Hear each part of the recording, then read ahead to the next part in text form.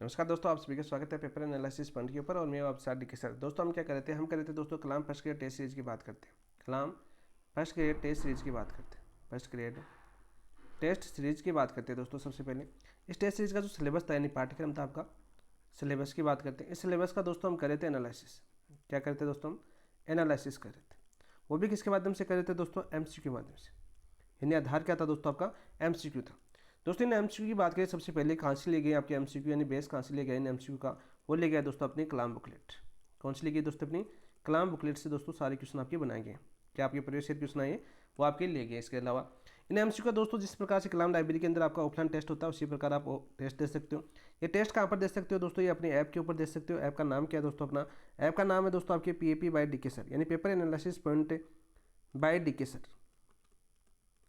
इस ऐप के ऊपर दोस्तों आप टॉपिक वाइज टेस्ट दे सकते हो, कौन से शेड्यूल के अनुसार, जो आपको स्क्रीन पर दिख रहा है शेड्यूल और सिलेबस की बात करें। इसी कलाम शेड्यूल को हमने आधार मानकर टॉपिक वाइज टेस्ट करें। ठीक है, लाइब्रेरी बैच की तरह ही आपके टॉपिक वाइज टेस्ट होते हैं। सबसे पहले इन टॉपिक वाइज टेस्टों की बात करें तो टॉपिक वाइज टेस्ट होते हैं, फिर दोस्तों इनका वीडियो एनालिसिस करते हैं। फिर क्या होता है दोस्तों, आपका इनका वीडियो एनालिसिस होता है। तो अपने सबसे पहले आप टॉपिक को पढ़िए, पढ़ने के बाद दोस्तों टेस्ट दीजिए, अपने दोस्तों के साथ अपना आकलन कीजिए कि अपने को कितना याद है। फिर दोस्तों इसके माध्यम से, फिर वीडियो के माध्यम से उसके आसपास की पड़ोसी यानी उसकी कमजोरी को समझिए, प्रकृति क्या थी, वो क्वेश्चन आपको उससे क्या पूछना चाह रहा था, चारों ऑप्शनों के अंदर क्या विश्लेषण किया हुआ है, वो वीडियो के माध्यम से आप समझ सकते हैं, यानी आपकी तैयारी को और ज़्यादा मजबूत कर सकते हैं। वीडियो की बात करें दोस्तों, वीडियो आपके यूट्यूब के ऊपर भी देख सकते हो, साथ साथ दोस्तों इस ऐप के ऊपर भी देख सकते हो। जैसे कुछ दोस्त होते हैं, ठीक है, वो यूट्यूब के ऊपर देखते हैं और उनको ऐड से भी प्रॉब्लम होती है, यानी सोशल मीडिया की बात करें, यहाँ पर ऐड वगैरह बहुत आते हैं और अपनी पढ़ाई से डिस्टर्ब हो जाते हैं। तो दोस्तों ये क्लासें आप जो आप यहाँ पर देख रहे हो, ये क्लासें आपको इस ऐप के ऊपर भी मिल रही है। इस ऐप के ऊपर दोस्तों न तो कोई ऐड आएगा न कोई और आएगा। तो यहाँ पर आराम से आप टेस्ट पूरी शेड्यूल यानी पूरी टेस्ट सीरीज का आपका वीडियो यहाँ पर मिलेंगे। सारे टेस्ट आपको इस ऐप के ऊपर मिल रहे हैं, टॉपिक वाइज टेस्ट आपको मिल रहे हैं। साथ साथ दोस्तों इसी ऐप के ऊपर आपका साप्ताहिक टेस्ट भी हो रहा है। क्या हो रहा है दोस्तों, आपका साप्ताहिक टेस्ट हो रहा है। साप्ताहिक टेस्ट के अंदर दोस्तों 2 टेस्ट हो चुके हैं आपके। जो दोस्त टॉपिक वाइज नहीं देना चाहता तो साप्ताहिक दे सकता है। साप्ताहिक भी 2 टेस्ट हो चुका है। अब बात करें दोस्तों 1-2 दिन के अंदर इसके ऊपर पीडीएफ का ऑप्शन भी आ जाएगा। वैसे पीडीएफ हम तो डाल रहे हैं पूरी, जैसे टॉपिक वाइज एनालिसिस किया तो इसकी पीडीएफ भी अपडेट करें, लेकिन पीडीएफ प्रिंट का आपका ऑप्शन 1-2 दिन के अंदर अपडेट लगाया हुआ है। जैसे आपका अपडेट आ जाता है तो आप इन साप्ताहिक टेस्टों का प्रिंट निकलवा सकोगे, साप्ताहिक टेस्टों का प्रिंट भी निकला सकोगे। और आपको जैसे ऑफलाइन की तरह आप पहले प्रैक्टिस कर सकते हो, फिर आप यहाँ पर सबमिट करके अपने दोस्तों के साथ आकलन कर सकते हो। आपकी सुविधा के अनुसार है दोस्तों, सब कुछ आपकी सुविधा के अनुसार करा है। अब तक माइनर टेस्ट 2 हो चुके, तो आपने ये चीज़ें देख ली होगी, तो बार बार बताने की भी आवश्यकता नहीं होती है। अब बात करें दोस्तों इस सिलेबस की बात करें, इस सिलेबस का हम दोस्तों एनालिसिस कर रहे थे यानी विश्लेषण कर रहे थे। इसके अंदर दोस्तों माइनर टेस्ट 3 की बात करते हैं। माइनर टेस्ट 3 आपका कब होने वाला है, 15 फरवरी 2026 को होने वाला है। माइनर टेस्ट 1 और माइनर टेस्ट 2 दोनों का एनालिसिस हम कर चुके हैं। वीडियो आप यूट्यूब के ऊपर भी देख सकते हो और ऐप के ऊपर भी आप देख सकते हो। ठीक है, यदि आप यूट्यूब पर देखना चाहते हो तो यूट्यूब पर देख सकते हो, ऐप पर देखना चाहते हो तो ऐप पर देखना चाहते हो तो वहाँ पर देख सकते हो। ये आपकी इच्छा पर ऊपर डिपेंड है दोस्तों, कोई जबरदस्ती तो है नहीं, है ना, एक तरह से समझना चाहिए। तो हम तो 15 फरवरी 2026 को माइनर टेस्ट 3 होने वाला है और अपना साप्ताहिक टेस्ट दोस्तों 3 है। वो कब होगा दोस्तों, आपका 17 फरवरी 2026 को। कब होगा दोस्तों, 17 फरवरी 2026 को ये टेस्ट होने वाला है। ठीक है, यदि फर्स्ट ग्रेड को लेकर सीरियस हो दोस्तों तो एक बार विजिट जरूर करना। जैसे बात करें दोस्तों भारतीय इतिहास की बात करते हैं। भारतीय इतिहास के अंदर आपके जन राष्ट्रवाद का उद्देश्य दे रखा है 1919 से लेकर 1942। 1919 से लेकर दोस्तों 1942 का दे रखा है जन राष्ट्रवाद का उद्देश्य, पहला टॉपिक दे रखा है। इससे पहले जो माइनर टेस्ट 2 आता तो उसके अंदर कौन सा था, उसके अंदर था दोस्तों राष्ट्रवाद का उद्देश्य, जो आपके 1858 से लेकर 1919 तक था। कहाँ से लेकर 1858 से लेकर 1919 तक। और उनके बीच में जो क्रांतिकारी गतिविधियाँ होते और वहाँ पर उन्हीं के बीच से आपके प्रमुख नेता दिए हुए थे। कलाम के शेड्यूल देखना आपने, उसके अंदर जैसे प्रमुख नेता आपने वी डी सावरकर को देखा, रास बिहारी बोस को देखा, तो क्रांतिकारी गतिविधियों के अंदर वो काफ़ी ज़्यादा योगदान दिया था उन्होंने। ठीक है, उस दौरान यानी उस दौर के अंदर 1858 से लेकर 1919 तक के अंदर, चाहे बंकिम चंद्र जी को देख लीजिए, तो वो टॉपिक यानी प्रमुख नेता भी उसी प्रकार से देखिए। अब आज के जैसे 1919 तो 1942 की बात करें तो महात्मा गांधी, तो महात्मा गांधी को भारत से संदर्भित बात करें तो 1915 के बाद में जो आपके विदेश से वापस लौटे थे, अफ्रीका से वापस लौटे थे, उनके बाद में दोस्तों गांधी युग की शुरुआत होती है। बात करें भारत के अंदर तो देखो, तो जन राष्ट्रवाद के अंदर दोस्तों महात्मा गांधी का भी योगदान आएगा। ठीक है, सुभाष बाबू का भी दोस्तों योगदान 1919 तो 1942 के बीच में महत्वपूर्ण योगदान माना जाता है। तो प्रमुख नेता भी उसी प्रकार से आपके सिलेबस में दिए जा रहे हैं, ताकि इस सिलेबस को आप कनेक्ट कर सको, इस सिलेबस को आप समझ सको। ठीक है, सबसे पहले किसी भी एग्जाम की तैयारी करते हो ना दोस्त, तो सबसे पहले आपको सिलेबस को घोट के पढ़ना है। ठीक है, यदि सिलेबस आपको याद हो तो 30% आपकी तैयारी बहुत ईजी हो जाती है। इन चीज़ों को समझना होगा, एक दूसरे टॉपिक को आपको जोड़ना होगा। ये टॉपिक कब जुड़ेंगे दोस्तों, जब आप एमसीक्यू प्रैक्टिस करोगे, इस प्रकार से आपको पता चलेगा। इसके अलावा दोस्तों बात करें जैसे आपके सुभाष चंद्र बोस, इसका टेस्ट अपने ऐप के ऊपर हो चुका है, आपने देखा होगा, टेस्ट दिया होगा, नहीं दिया तो दे लेना दोस्तों, इस ऐप के ऊपर आपका टेस्ट अपलोड हो चुका है। इसके बाद में यदि आपने वीडियो देखना है, यानी पहले टेस्ट नहीं देखना है, वीडियो देखना है, तो दोस्तों वीडियो नहीं दिया देखना है तो यूट्यूब के ऊपर आपका वीडियो आपका आ चुका है। आज सुबह इसकी क्लास हो चुकी है दोस्तों, सुबह इसकी क्लास हो चुकी है। कल दोस्तों महात्मा गांधी की होगी, लेकिन महात्मा गांधी का टेस्ट आपका अपलोड हो चुका है ऐप के ऊपर। महात्मा गांधी से आपका टॉपिक का टेस्ट अपलोड हो चुका है। टारगेट पिक्स आपका कि इन टॉपिक को आपका कल आपका टेस्ट होने वाला है और आपको शाम तक उसका वीडियो में एनालिसिस मिलेगा। जिस प्रकार से लाइब्रेरी बेच के अंदर होता है उसी प्रकार से सब कुछ हो रहा है दोस्तों। तो इसका वीडियो दोस्तों कल मिलेगा आपको महात्मा गांधी का बहुत ही शानदार तरीके से। यहाँ बात करें दोस्तों राजस्थान भूगोल, राजस्थान भूगोल के खनिज संसाधन के दोस्तों बात करें टेस्ट, इसका टेस्ट कब होगा दोस्तों, आपका कल इसका टेस्ट होने वाला है, कल इसका टेस्ट होने वाला है। और शाम को दोस्तों, शाम की बात करें शाम को इसका एनालिसिस करेंगे दोस्तों। एक ही टॉपिक को हम शुरुआत करेंगे, कल से आपकी राजस्थान भूगोल फिर से शुरू हो जाएगी। वही बात करें दोस्तों आपकी शैक्षणिक प्रबंधन के अंदर, शैक्षणिक प्रबंधन के अंदर 2 टॉपिक दे रखे हैं इस बार। शैक्षणिक प्रबंधन संप्रत्यय कार्य सिद्धांत, इसको बहुत ही शानदार बहुत ही अच्छा टेस्ट आपका होने वाला है। प्रमुख संगठन BSER दे रखा है दोस्तों, इसका टेस्ट अपना हो चुका है, इसका टेस्ट आपके ऐप के ऊपर अपलोड हो चुका है। और जो अभी हम एनालिसिस करने वाले हैं वो कौन सा करने वाले दोस्तों, इसी प्रमुख संगठन का हम करने वाले हैं। अभी क्या करेंगे दोस्तों, इसका एनालिसिस करेंगे, इनकी विश्लेषण करेंगे इसी टेस्ट का। और देखना आप किस प्रकार क्वेश्चन है। यदि आप इनसे पहले आप टेस्ट देना चाहते हो, अपने दोस्तों के साथ आकलन करना चाहते हो तो कर सकते हो। साप्ताह टेस्ट हो रहा है उसी प्रकार से हो रहा है, इसी सिलेबस के अनुसार सारी चीज़ों की बात करें, इसी सिलेबस के अनुसार आपको फर्स्ट ग्रेड की तैयारी करवाई जा रही है। तो चलिए दोस्तों एक बेहतरीन क्लास की शुरुआत करते हैं। आज पढ़ते हैं दोस्तों आपके BSER यानी कि राजस्थान माध्यमिक शिक्षा बोर्ड की हम क्लास लेने वाले हैं। बहुत ही शानदार क्वेश्चन है, देखते हैं आपको कितने क्वेश्चन आते हैं, साथ साथ आप आंसर देना। यदि आपने टेस्ट नहीं दिया है तो साथ साथ आंसर देना, सही तो मैं बता रहा हूँ, ठीक है। तो शुरुआत करने से पहले जिन दोस्तों ने अभी तक चैनल को सब्सक्राइब नहीं किया तो चैनल को सब्सक्राइब करना, वीडियो को लाइक करना और अपने दोस्तों के साथ शेयर करना। देखिए आज का पहला क्वेश्चन क्या है दोस्तों, बहुत ही अच्छी क्वेश्चन है। क्वेश्चन क्या दे रखा है दोस्तों, आपका पहला क्वेश्चन दे रखा है आपका, राजस्थान के निम्नलिखित शैक्षिक अभिकरणों को उनकी स्थापना के कालानुक्रमिक क्रम में व्यवस्थित कीजिए। 2025 के अनुसार ऐसे क्वेश्चन आपके पूछे गए हैं, उसी पैटर्न के अनुसार यहाँ पर आपको क्वेश्चन देखने को मिलेंगे। राजस्थान के निम्नलिखित शैक्षिक अभिकरणों को उनकी स्थापना के कालानुक्रमिक क्रम में व्यवस्थित कीजिए। राजस्थान राज्य पाठ्य पुस्तक मंडल, राजस्थान राज्य पाठ्य पुस्तक मंडल की बात करें दोस्तों, RSTB की बात करें, RSTB की बात करें, वैसे अलग से भी इसकी क्लास आएगी। RSTB आपके टॉपिक है शैक्षणिक प्रबंधन के अंदर, लेकिन बात करें दोस्तों इसका गठन कब हुआ था, RSTB का गठन कब हुआ था दोस्तों, इसका गठन होता है दोस्तों आपकी 29 दिसंबर 1973, 29 दिसंबर 1973 दोस्तों। शॉर्ट नोट्स बनाना चाह रहे हैं तो साथ साथ शॉर्ट नोट्स आप अपलोड बना सकते हैं। वैसे हम ऐप के ऊपर भी आपको शॉर्ट नोट्स अवेलेबल करवाएंगे वैसे देखिए तो, ठीक है। नोट्स आपको ऐप के ऊपर मिल जाएंगे, लेकिन शॉर्ट नोट्स जो बनाना चाहता है साथ साथ दोस्त वो बना सकता है। यहाँ पर बहुत ही अच्छे शॉर्ट नोट्स बनने वाले हैं आपके दोस्तों। बात करें RSTB यानी राजस्थान राज्य पाठ्य पुस्तक मंडल, इसका गठन होता है आपका 29 दिसंबर 1973 को। कब होता है दोस्तों आपके 29 दिसंबर 1973 को इसका गठन होता है। लेकिन एक डेट और पूछी जाती है दोस्तों, गठन तो हो गया आपका, लेकिन दोस्तों इसकी औपचारिक शुरुआत कब हुई थी, औपचारिक शुरुआत की बात करें तो दोस्तों आपके RSTB की औपचारिक शुरुआत कब होती है, तो औपचारिक शुरुआत होती है दोस्तों आपके 1 जनवरी 1974 को। कब होती है दोस्तों आपकी 1 जनवरी 1974 को औपचारिक शुरुआत होती है किसकी, RSTB की, ठीक है दोस्तों। ये चीज़ तो आपको याद होगी। राजस्थान स्टेट ओपन स्कूल, इसकी डेट बार बार आपके एग्जाम में पूछी गई। यदि आप पहले की क्वेश्चन देखते हो तो राजस्थान स्टेट ओपन स्कूल की डेट बहुत बार आपकी पूछी गई, यानी RSOS की बात करें, इसकी डेट पूछी गई दोस्तों। इसका गठन कब हुआ था, सबसे पहले गठन की बात करें हम तो गठन की बात करें दोस्तों, इसका गठन कब हुआ था, तो इसका गठन होता है दोस्तों 21 मार्च 2005 को। कब हुआ था दोस्तों आपका 21 मार्च 2005 को इसका गठन होता है, 21 मार्च 2005। तो डेट याद करना दोस्तों। राजस्थान माध्यमिक शिक्षा बोर्ड, राजस्थान माध्यमिक शिक्षा बोर्ड यानी BSER की बात करें, BSER की बात करें दोस्तों, आपके board of secondary education Rajasthan की बात करें हम तो इसका गठन कब हुआ था, तो इसका गठन हुआ था दोस्तों आपके 1 अगस्त 1957 को, 1 अगस्त 1957 को दोस्तों आपका BSER का गठन होता है दोस्तों। नीचे दिए कोड को में से सही उत्तर को चुनिए। तो देखो हमें बताना है दोस्तों कालानुक्रमिक क्रम बताना है। तो सबसे पहले क्या आएगा दोस्तों, सबसे पहले गठन होता है दोस्तों आपके राजस्थान माध्यमिक शिक्षा बोर्ड यानी BSER का 1 अगस्त 1957 को। सबसे पहले C आएगा, तो C पहले के अंदर है और तीसरे के अंदर है। तो दूसरा ऑप्शन और आपका चौथा ऑप्शन आपको काटा है। कालानुक्रमिक प्रश्न के अंदर दोस्तों एक चीज़ नोट कर लेना, सबसे पहले आपको ऑप्शन काटने, क्या काटने हैं दोस्तों, ऑप्शन काटने। रीट के अंदर आपने पेपर देखा होगा, ऑप्शन काटे होंगे।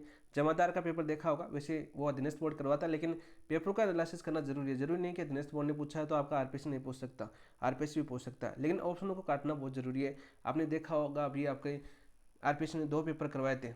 ये तो कौन सा था, कमांडर का पेपर था, कौन सा था, तो उसके अंदर भी आपने क्वेश्चन पूछे हैं, आपके कालानुक्रम के क्वेश्चन बहुत ज़्यादा पूछे गए थे, तो इन चीज़ों को देखना आप। और आपके फर्स्ट ग्रेड की बात करें तो 2018 के पेपर में भी कालानुक्रम के प्रश्न पूछे गए हैं, तो ऐसी नई बात तो नहीं है आपके लिए। तो ऑप्शन आपके कैंसिल हो जाएंगे। उसके बाद हम देखो बात करते हैं दोस्तों सी के बाद हम दोस्तों आपके राजस्थान स्टेट ओपन स्कूल 2005 के अंदर हुआ था, लेकिन राजस्थान राज्य पाठ्य पुस्तक मंडल का गठन हो गया था दोस्तों 29 दिसंबर 1973। तो राष्ट्र क्या जाएगा, सी के बाद में ए आएगा दोस्तों, इसके अंदर बी है तो ये आपका कैंसिल हो जाएगा। ऑप्शन नंबर 1 आपका राइट आंसर हो जाएगा। क्या जाएगा दोस्तों, आपका ऑप्शन नंबर 1 आपका राइट आंसर हो जाएगा।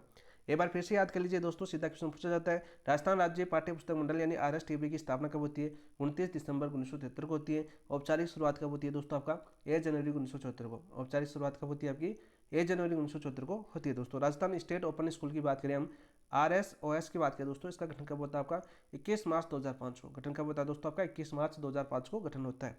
राजस्थान माध्यमिक शिक्षा बोर्ड की बात करें, BSER की बात करें, यानी board of secondary education Rajasthan की बात करें दोस्तों, तो इसका गठन होता है आपका 1 अगस्त 1957 को। कब होता है आपका, 1 अगस्त 1957 को इसका गठन होता है। तो बात करें कालानुक्रमिक प्रश्न की, तो ऑप्शन नंबर 1 आपका राइट आंसर हो जाएगा। नेक्स्ट क्वेश्चन की ओर बढ़ते हैं दोस्तों। राजस्थान माध्यमिक शिक्षा बोर्ड के संदर्भ में निम्न कथनों पर विचार कीजिए। देखो हमें दोस्तों board of secondary education Rajasthan के अंदर दोस्तों निम्न कथनों पर हमें विचार करना है। चलो विचार करते हैं, समझिए इन कथनों को। यहाँ से क्वेश्चन आपका पूछा जाता है, राजस्थान माध्यमिक शिक्षा अधिनियम 1957 को राज्य विधानसभा ने 1 दिसंबर 1957 को पारित किया।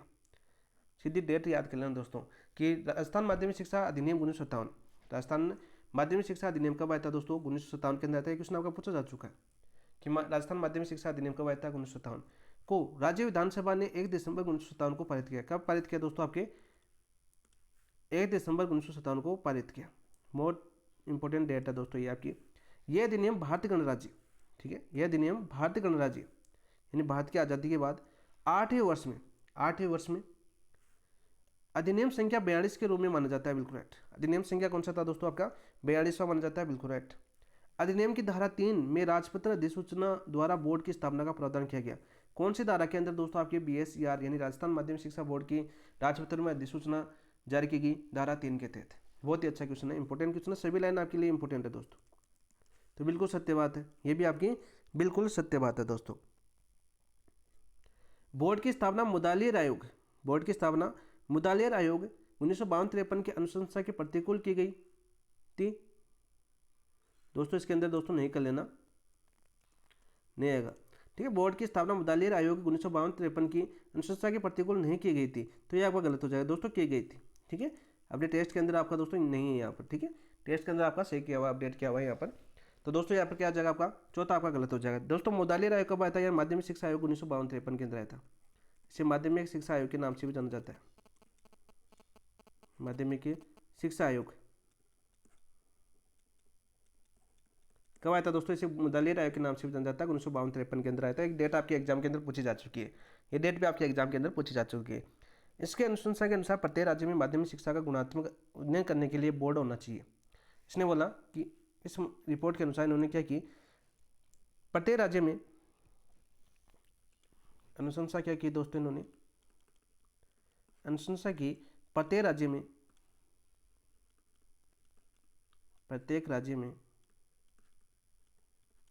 माध्यमिक शिक्षा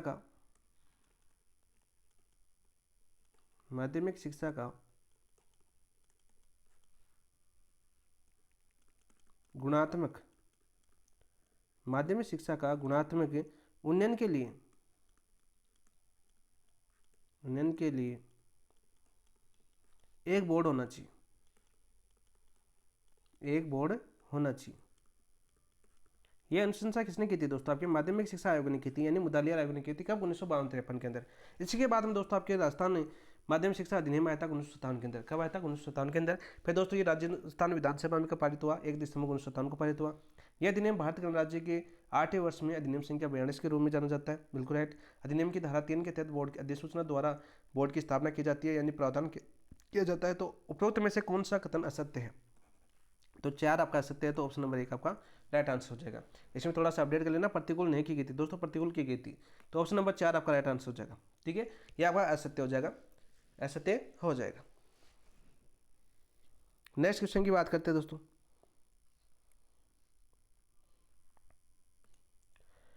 निम्न कथन और कारण का परीक्षण कीजिए। निम्न कथन और कारण का हमें परीक्षण करना है। देखिए बहुत ही अच्छा क्वेश्चन पूछा गया। ये भी आपका कथन कारण वाले क्वेश्चन भी 2025 के अंदर बहुत ज़्यादा पूछे गए, तो ऐसे क्वेश्चन आपको याद होने चाहिए। थोड़ा सा मैं छोटा कर लेता हूँ आपको, ताकि क्वेश्चन कटे नहीं अपना ना पीडीएफ के अंदर। देखिए दोस्तों, कथन क्या दे रखा है, राजस्थान माध्यमिक शिक्षा बोर्ड राजस्थान माध्यमिक शिक्षा विभाग के अंतर्गत एक स्वायत्त शासित संस्था यानी निगमित निकाय है। स्वायत्त शासित संस्था है क्या, बताओ भाई। बिल्कुल सत्य बात, बिल्कुल सत्य बात है। स्वायत्त शासित संस्था यानी स्वतंत्र संस्था है, ठीक है। क्योंकि इसकी स्थापना राजस्थान माध्यमिक शिक्षा अधिनियम 1957 के अंतर्गत राजपत्र अधिसूचना द्वारा की गई थी। बिल्कुल राइट, ठीक है। ये स्वायत्त शासित संस्था की निगमित निकाय के रूप में स्थापना की गई थी। किसके तहत, राजस्थान माध्यमिक शिक्षा अधिनियम 1957 के अंतर्गत राजपत्र अधिसूचना के द्वारा की गई थी। तो कारण भी बिल्कुल सही है। तो नीचे दिए गए कोट में सही उत्तर को चुनिए। नीचे दिए गए कोट से हमें सही उत्तर को हमें चुनना है। तो ए और आर दोनों सही है तथा आर ए की सही व्याख्या करता है। ए और आर दोनों सही है, आर ए की सही व्याख्या करता है। तो ऑप्शन नंबर एक आपका राइट आंसर हो जाएगा। क्या हो जाएगा दोस्तों, आपका ऑप्शन नंबर एक आपका राइट आंसर हो जाएगा। सीधा क्वेश्चन आपका पूछा जाता है। यहाँ से दोस्तों स्थापना से कारण कथन कारण पूछा गया, तो राइट आंसर तो एक हो गया। लेकिन बात करते हैं आपके BSER की स्थापना की बात करते हैं दोस्तों। BSER की बात करते हैं और स्थापना की बात करते हैं। शॉर्ट नोट्स बनाना चाह रहे हैं जो दोस्त, जो शॉर्ट नोट्स बना सकते हैं, ठीक है, साथ साथ उनके लिए अच्छा होगा। सबसे पहले दोस्तों स्थापना कब होती है, तो स्थापना अभी आपने देखा 1 अगस्त 1957 को होती है। कब होती है दोस्तों आपकी, 1 अगस्त 1957 को ये स्थापना होती है। सीधा क्वेश्चन आपका पूछा जाता है, स्थापना कहाँ होती है दोस्तों, स्थापना कहाँ होती है आपकी, तो स्थापना होती है दोस्तों जयपुर के अंदर। कहाँ पर होती है दोस्तों, जयपुर के अंदर दोस्तों स्थापना होती है। फिर दोस्तों कौन सी समिति आती है आपकी, समिति की बात करें तो आपकी वो आती है आपकी पी सत्यनारायण समिति। पी सत्यनारायण समिति,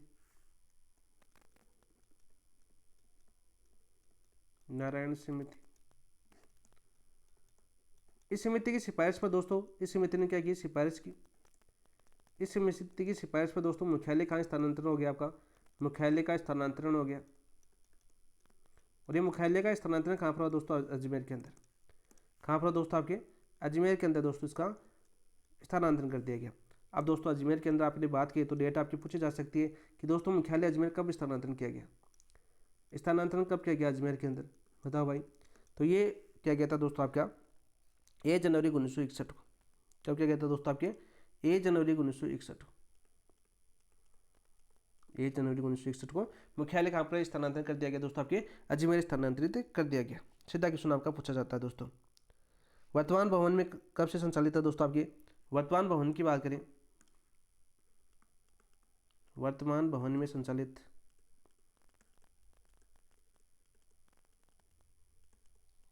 तो कब से संचालित है दोस्तों वर्तमान भवन के अंदर, तो वो संचालित दोस्तों आपकी 1973 से, 1973 से। और वही बात करें दोस्तों वर्तमान भवन संचालित है कौन से नगर के अंदर, आपके दोस्तों शास्त्री नगर में, अजमेर के शास्त्री नगर में दोस्तों ये भवन स्थित है, ठीक है। सीधा क्वेश्चन आपका पूछा जा सकता है। वही बात करें दोस्तों स्थापना दिवस कब मनाया जाता है आपका, स्थापना दिवस की बात करें दोस्तों वो बनाया जाता है आपका 1 अगस्त को। कब बनाया जाता है दोस्तों, आपका 1 अगस्त को बनाया जाता है। सीधा क्वेश्चन आपका पूछा गया कि स्थापना दिवस कब बनाया जाता है। कोर्ट वाला क्वेश्चन आ सकता है कि BSER की स्थापना के संदर्भ में निम्न कथनों पर विचार कीजिए। इसकी स्थापना 1 अगस्त 1957 को होती है। मुख्यालय दोस्तों जयपुर में था। कौन सी समिति के तहत, यानी PR सत्यनारायण समिति की सिफारिश पर दोस्तों मुख्यालय अजमेर स्थानांतरित कर दिया गया। अजमेर स्थानांतरण दोस्तों 1 जनवरी 1961 को हुआ। वर्तमान भवन में संचालित दोस्तों 1972 से। तो असत्य कथन की बात कीजिए कौन सा है, या निम्न कोट में से सत्य कथन चुनिए। तो 1, 2, 3 तो सत्य हो जाएगा, चौथा आपका सत्य हो जाएगा, क्योंकि 1973 में दोस्तों वर्तमान भवन ने संचालित है 1973 से स्वायत्त संस्था के रूप में। इसका दोस्तों ध्येय वाक्य क्या है, ये भी तो क्वेश्चन पूछा जा चुका है कि माध्यमिक शिक्षा बोर्ड का ध्येय वाक्य क्या है, ये भी तो आ सकता है आपका। ध्येय वाक्य क्या है दोस्तों, तो पृष्ठभूमि आपको अच्छे से याद होगी दोस्तों। तो ध्येय वाक्य है दोस्तों आपका सिद्धि भर भवती, सिद्धिर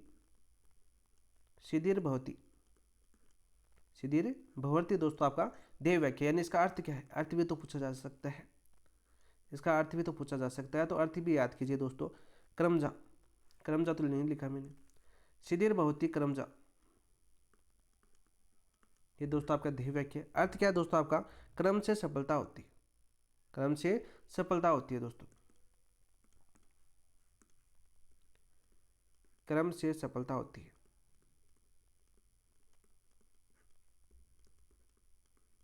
ये दोस्तों आपका ध्येय वाक्य किसका, BSER यानी board of secondary education Rajasthan का, यानी राजस्थान माध्यमिक शिक्षा बोर्ड का ध्येय वाक्य क्या है आपका, सिद्धिर भवती क्रमजा। स्थापना दिवस दोस्तों 1 अगस्त को मनाया जाता है। कहाँ पर स्थापना हुई थी, 1 अगस्त को जयपुर के अंदर। कौन सी समिति के तहत दोस्तों आपके मुख्यालय अजमेर स्थानांतरित किया गया था, पी सत्यनारायण राज समिति की सिफारिश पर स्थानांतरित किया गया था। ये क्वेश्चन आपका बहुत बार पूछा गया है, गिनती नहीं है, ऐसे समझ लो, ऐसे समझ सकते हो, इस क्वेश्चन की गिनती नहीं है, बहुत बार पूछा गया है, सरल क्वेश्चन था, इजी क्वेश्चन था। 1 जनवरी 1961 को वर्तमान में संचालित 1973 में कौन सी संस्था है दोस्तों, आपकी स्वायत्त शासित संस्था है, यानी एक स्वतंत्र संस्था है दोस्तों। सीधा क्वेश्चन आपका आ सकता है। तो ऑप्शन नंबर 1 आपका राइट आंसर हो जाएगा, क्योंकि ए और आर दोनों सही है और आपकी एक ही वाक्य भी सही करता है। तो ऑप्शन नंबर 1 आपका राइट आंसर। अच्छे से समझे होंगे दोस्तों। आपकी ऐतिहासिक पृष्ठभूमि आपसे क्वेश्चन पूछे गए थे, दोनों क्वेश्चन आपके, चाहे राजस्थान के प्रमुख शैक्षिक अभिकरण की बात करें, पहला क्वेश्चन, ठीक है, और चाहे आपकी बात करें BSER की ऐतिहासिक पृष्ठभूमि, पूरे क्वेश्चन आपने अच्छे से किए होंगे। नेक्स्ट क्वेश्चन की बात करते हैं। राजस्थान माध्यमिक शिक्षा बोर्ड की स्थापना के उद्देश्यों के संदर्भ में निम्न कथनों पर विचार कीजिए। बहुत ही अच्छा क्वेश्चन है और यहाँ से भी क्वेश्चन आपका बहुत बार पूछा गया है कि कौन सा माध्यमिक शिक्षा बोर्ड का उद्देश्य नहीं है। इस प्रकार क्वेश्चन आपका एग्जाम में आ चुका है। प्रीवियस ईयर क्वेश्चन की बात करें तो राजस्थान माध्यमिक शिक्षा बोर्ड की स्थापना के उद्देश्य संदर्भ में निम्न कथनों पर विचार कीजिए। माध्यमिक शिक्षा के गुणात्मक उन्नयन को सुनिश्चित करना यह प्रमुख उद्देश्य है इसका। माध्यमिक शिक्षा बोर्ड का गुणात्मक उन्नयन करना यह इसका प्रमुख उद्देश्य है दोस्तों। माध्यमिक शिक्षा की पद्धति को आधुनिक, वैज्ञानिक एवं प्रगतिशील बनाना, बिल्कुल राइट। माध्यमिक शिक्षा की जो पद्धति है उसको आधुनिक, वैज्ञानिक एवं प्रगतिशील बनाना, यह भी इसका प्रमुख उद्देश्य है, यह मत। माध्यमिक शिक्षा के प्रशासनिक ढांचे को पुनः संगठन, विनिमय एवं पर्यवेक्षण करना, यह भी एक इसका प्रमुख उद्देश्य है। माध्यमिक शिक्षा के प्रशासन ढांचे का पुनः संगठन, विनिमय एवं पर्यवेक्षण करना। उच्च शिक्षा के पाठ्यक्रम निर्धारण एवं विश्वविद्यालय अनुदान का विनिमय करना दोस्तों माध्यमिक शिक्षा बोर्ड का बात करें प्रमुख कार्य नहीं है, यानी उद्देश्य नहीं है, यह इसका उद्देश्य नहीं है। उच्च शिक्षा के पाठ्यक्रम का निर्धारण करना एवं विश्वविद्यालय अनुदान का विनिमय करना आपकी board of secondary education Rajasthan का कार्य नहीं है, यानी उद्देश्य नहीं है, ये आपका गलत हो जाएगा। उपरोक्त में से कौन से कथन सही है, देखो ये क्वेश्चन भी बहुत ही अच्छा है। तो पहला, दूसरा, तीसरा सही है, तो ऑप्शन नंबर 1 आपका राइट आंसर हो जाएगा। सीधे क्वेश्चन पूछा जा सकता है यहाँ पर, एक बार दोबारा देख लीजिए कि माध्यमिक शिक्षा बोर्ड की बात करें, BSER की बात करें दोस्तों, इसके प्रमुख उद्देश्य कौन सा है। तो पहला प्रमुख उद्देश्य है दोस्तों आपका माध्यमिक शिक्षा की गुणात्मक उन्नयन को सुनिश्चित करना। पहला उद्देश्य क्या आपका, माध्यमिक शिक्षा के गुणात्मक उन्नयन को सुरक्षित करना या सुनिश्चित करना, सॉरी। माध्यमिक शिक्षा की पद्धति को आधुनिक, वैज्ञानिक एवं प्रगतिशील बनाना। माध्यमिक शिक्षा की पद्धति को आधुनिक, वैज्ञानिक एवं प्रगतिशील बनना। तीसरा प्रमुख उद्देश्य है दोस्तों आपके माध्यमिक शिक्षा के प्रशासनिक ढांचे का पुनः संगठन, विनियमन एवं पर्यवेक्षण करना दोस्तों। ऑप्शन नंबर 1 आपका राइट आंसर। नेक्स्ट क्वेश्चन की बात करते हैं दोस्तों।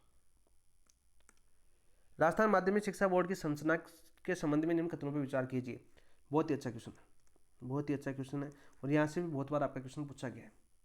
क्वेश्चन पूछा गया आपका राजस्थान माध्यमिक शिक्षा बोर्ड की संरचना की बात करें, यहाँ से क्वेश्चन पूछा गया।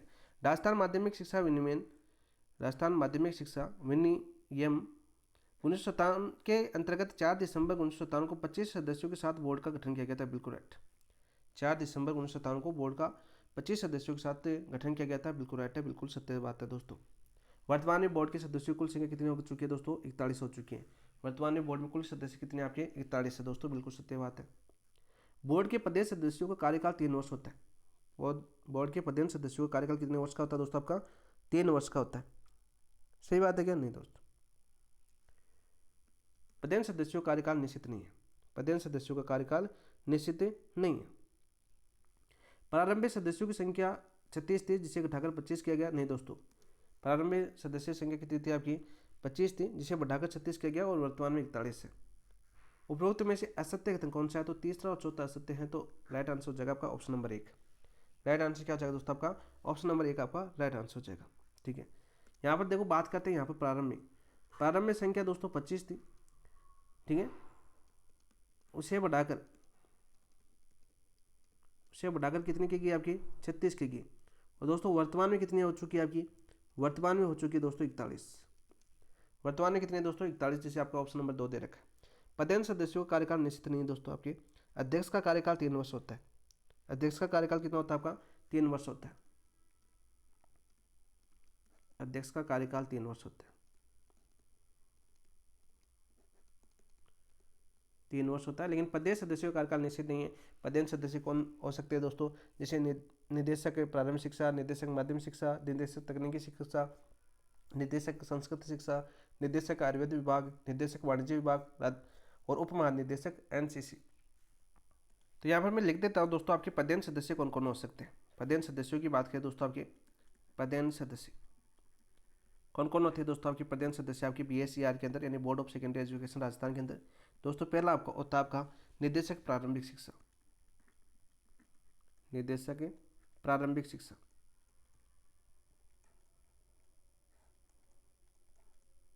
पहला पदेन सदस्य होता है। दूसरे पदेन सदस्य की बात करें दोस्तों, आपके निदेशक माध्यमिक शिक्षा का होता है, निदेशक माध्यमिक शिक्षा। ये भी आपका दोस्तों पदेन सदस्य होता है किसके अंदर, आपके BSER के अंदर। इसके अलावा दोस्तों तीसरा सदस्य होता है आपका तकनीकी शिक्षा का निदेशक होता है, आपका तकनीकी शिक्षा का निदेशक होता है। चौथा निदेशक होता है दोस्तों आपका, यानी बात करें पदेन सदस्य होता है आपका संस्कृत शिक्षा का। कौन शिक्षा का, आपका संस्कृत शिक्षा का। पांचवा निदेशक होता है दोस्तों आपके आयुर्वेद विभाग का, आयुर्वेद विभाग का निदेशक भी क्या होता है, इसका पदेन सदस्य होता है। और दोस्तों छठा होता है आपका वाणिज्य विभाग का भी होता है, आपका वाणिज्य के विभाग। और सातवां दोस्तों होता है आपका निदेशक, आपका उप महानिदेशक होता है एनसीसी, उप महानिदेशक एनसीसी। ये दोस्तों 7 सदस्य होते हैं जो आपके पदेन सदस्य होते हैं किसके अंदर, आपके BSER के अंदर। और इनका कार्यकाल कोई निश्चित नहीं है। अध्यक्ष का कार्यकाल दोस्तों 3 वर्ष का होता है। ये इंपॉर्टेंट लाइन है आपकी, ये इंपॉर्टेंट लाइन है। और हमें क्या पूछा था, असत्य कथन पूछा था, तो आपका 3 और 4 आपका असत्य कथन हो जाएगा। नेक्स्ट क्वेश्चन की बात करते हैं। राजस्थान माध्यमिक शिक्षा बोर्ड के अधिवेशन के संबंध में कौन सा कथन सही है। राजस्थान माध्यमिक शिक्षा बोर्ड के अधिवेशन के संबंध में कौन सा कथन सही है। बोर्ड का अधिवेशन वर्ष में एक बार आयोजित होता है, नहीं दोस्तों, बोर्ड का अधिवेशन दोस्तों वर्ष में 2 बार आयोजित होता है। वर्ष में कितनी बार आयोजित होता है, आपका 2 बार आयोजित होता है। बोर्ड का अधिवेशन वर्ष में 2 बार आयोजित किया जाता है तथा फरवरी या मार्च का अधिवेशन वार्षिक अधिवेशन कहलाता है। बिल्कुल राइट। तो हमें सही कथन तो पूछा है, क्या पूछा है, सही कथन, तो ऑप्शन नंबर 2 आपका राइट आंसर हो जाएगा। ऑप्शन नंबर 2 आपका राइट आंसर हो जाएगा। यहाँ पर याद कर लेना दोस्तों, अधिवेशन के अंदर दोस्तों गणपूर्ति कितनी होती है, आपकी गणपूर्ति की बात करें यहाँ पर, ये क्वेश्चन आपका पूछा गया गणपूर्ति का, तो गणपूर्ति होती है दोस्तों आपकी कम से कम 1/3, यानी बात करें 1/3। मोस्ट इंपॉर्टेंट है दोस्तों, क्योंकि ये क्वेश्चन आपका पूछा जा चुका है कि माध्यमिक शिक्षा बोर्ड का जब अधिवेशन होता है तो उसकी गणपूर्ति कितनी होनी चाहिए, तो 1/3 होनी चाहिए। तो ऑप्शन नंबर 2 आपका राइट आंसर हो जाएगा। नेक्स्ट क्वेश्चन की बात करते हैं। राजस्थान माध्यमिक शिक्षा बोर्ड के अध्यक्ष के संबंध में निम्न कथनों पर विचार कीजिए। अध्यक्ष के संबंध में निम्न कथनों पर हमें विचार करना है। तो यहाँ पर देखो दोस्तों क्या दे रखा है, अध्यक्ष के संबंध में विचार। अध्यक्ष राज्य सरकार द्वारा मनोनीत या निर्दिष्ट सदस्य होता है। बिल्कुल राइट। अध्यक्ष कौन मनोनीत करता है दोस्तों, राज्य सरकार मनोनीत करती है। बिल्कुल सत्य बात है, बिल्कुल सत्य बात है दोस्तों। अध्यक्ष का चयन 3 सदस्य यानी 3 सदस्य होती है आपकी सर्च समिति, किसके द्वारा होता है, आपका 3 सदस्यीय कमेटी होती है। उस कमेटी का नाम क्या होता है दोस्तों, आपकी सर्च समिति की सिफारिश पर किया जाता है। बिल्कुल राइट। ये लाइन आपकी पूछी जा चुकी है, ये लाइन दोस्तों आपके एग्जाम के अंदर पूछी जा चुकी है कि अध्यक्ष का चयन कौन सी समिति के तहत होता है, आपका सर्च कमेटी के तहत होता है। कितने सदस्य होती है आपकी, 3 सदस्यीय कमेटी होती है। कितने सदस्यीय कमेटी होती है दोस्तों, आपकी 3 सदस्यीय कमेटी होती है। ये इंपॉर्टेंट लाइन, ठीक है। जिसमें बोर्ड द्वारा निर्वाचित 2 सदस्य तो कौन होते हैं, आपके बोर्ड द्वारा निर्वाचित होते हैं। राज्य सरकार द्वारा मनोनीत 1 सदस्य होता है। बिल्कुल राइट। इसमें राज्य सरकार कितना सदस्य होता है, मनोनीत 1 सदस्य होता है। मोस्ट इंपॉर्टेंट लाइन है, समझ लो आपकी, क्योंकि बहुत बार क्वेश्चन आपका पूछा गया इस लाइन से। ये 3 सदस्य सर्च समिति होती है, यानी समिति होती है। उसके अंदर दोस्तों बोर्ड द्वारा निर्वाचित सदस्य कितने होते हैं, आपके 2 होते हैं। और राज्य सरकार द्वारा मनोनीत सदस्य कितना होता है, आपका 1 होता है। और इस समिति की सिफारिश पर दोस्तों आपका अध्यक्ष का चुनाव होता है, यानी अध्यक्ष को मनोनीत किया जाता है। अध्यक्ष का कार्यकाल 5 वर्ष होता है, नहीं दोस्तों 3 वर्ष होता है। अध्यक्ष का कार्यकाल कितना होता है, आपका 3 वर्ष होता है। तो ये गलत हो जाएगा, क्या हो जाएगा, गलत हो जाएगा। बोर्ड के प्रथम अध्यक्ष KC चटर्जी थे। बिल्कुल राइट। राजस्थान बोर्ड की बात करें, BSER की बात करें, बोर्ड ऑफ सेकेंडरी एजुकेशन की बात करें, तो इसके अध्यक्ष कौन होते हैं, आपके KC चटर्जी होते हैं प्रथम अध्यक्ष। 1981 में पहली बार PB करना दोस्तों, इसको PB माथुर माथुर करना है इसको। 1981 में पहली बार पी बी माथुर को प्रशासक नियुक्त किया, बिल्कुल सत्य बात है, बिल्कुल सत्य बात है। उपरोक्त में से कौन से कथन असत्य है? उपरोक्त में से कौन सा कथन असत्य है? तो केवल 3 असत्य है, तो ऑप्शन नंबर 1 आपका राइट आंसर हो जाएगा। ऑप्शन नंबर 1 आपका राइट आंसर हो जाएगा।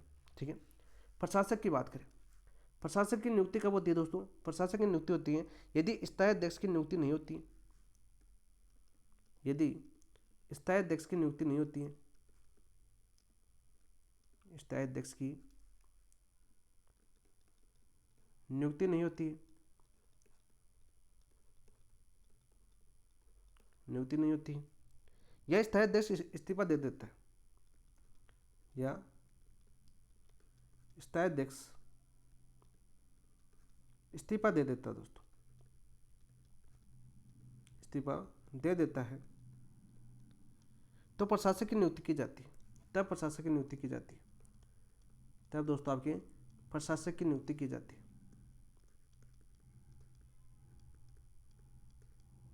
नियुक्ति की जाती है। सीधा क्वेश्चन आपका पूछा जा सकता है दोस्तों, सीधा क्वेश्चन आपका आ सकता है। और पहले कौन थे आपके दोस्तों? पहली बार थे आपके, फर्स्ट बने थे दोस्तों, इसके फर्स्ट बने थे 1981 में। फर्स्ट प्रशासक कौन बने थे दोस्तों? 1981 के अंदर बने थे। वो कौन बने थे दोस्तों? आपके पी बी माथुर। कौन बने थे आपके? P B Mathur. ये क्वेश्चन आपका आ भी चुका है एग्जाम के अंदर, ये क्वेश्चन आपका एग्जाम के अंदर आ भी चुका है, इंपॉर्टेंट है दोस्तों। तो केवल 3 आपका असत्य हो जाएगा, क्योंकि अध्यक्ष का कार्यकाल 5 वर्ष नहीं होता दोस्तों, 3 वर्ष होता है। यानी यहाँ पर बात करें दोस्तों, आपके बोर्ड का संगठनात्मक स्वरूप की बात करते हैं। यहाँ पर याद कर लें दोस्तों, क्रम पूछा जा सकता है। बोर्ड का संगठनात्मक स्वरूप की बात करते हैं, संगठनात्मक स्वरूप की बात करते हैं दोस्तों। तो सबसे पहले किसका पद होता है? सबसे पहले होता है दोस्तों आपका अध्यक्ष। सबसे पहले आपका क्या होता है? आपका अध्यक्ष होता है, या आपका अध्यक्ष नहीं होने की स्थिति में कौन आ सकता है? आपका प्रशासक आ सकता है। कौन आ सकता है? आपका प्रशासक आ सकता है। अध्यक्ष की कौन करता है नियुक्ति? सर्च कमेटी करती है, जिसमें 3 सदस्य होते हैं, जिसमें बोर्ड द्वारा निर्वाचित कितने सदस्य होते हैं? आपके 2। राज्य सरकार कितने होते हैं दोस्तों? 1, और उनके द्वारा फिर मनोनीत किया जाता है। कार्यकाल कितना होता है आपका? 3 साल का होता है। क्वेश्चन पूछा जा चुका है आपका। पहले कौन बने थे दोस्तों? आपके जे.सी. चटर्जी बने थे पहले अध्यक्ष। प्रशासक पहले कौन बने थे? आपके पी बी माथुर बने थे 1961 के अंदर। क्वेश्चन पूछा जा चुका है। इसके बाद में दोस्तों आपका आता है आपका सचिव। फिर कौन होता है आपका? सचिव। और सचिव कौन होता है दोस्तों? RAS अधिकारी होता है। कौन होता है आपका? RAS अधिकारी होता है। इंपॉर्टेंट क्वेश्चन है, और पूछा जाता है कि माध्यमिक शिक्षा बोर्ड के अध्यक्ष के यानी प्रशासनिक क्रम के अंदर संगठनात्मक स्वरूप के अंदर सचिव कौन होता है? तो होता है दोस्तों आपका RAS होता है। कौन होता है आपका? RAS होता है। क्वेश्चन आपका आ चुका है। इसके बाद में दोस्तों तो आपका तीसरा पद आता है आपका वित्तीय सलाहकार, यह वह विशेषाधिकारी भी आता है, वित्तीय सलाहकार।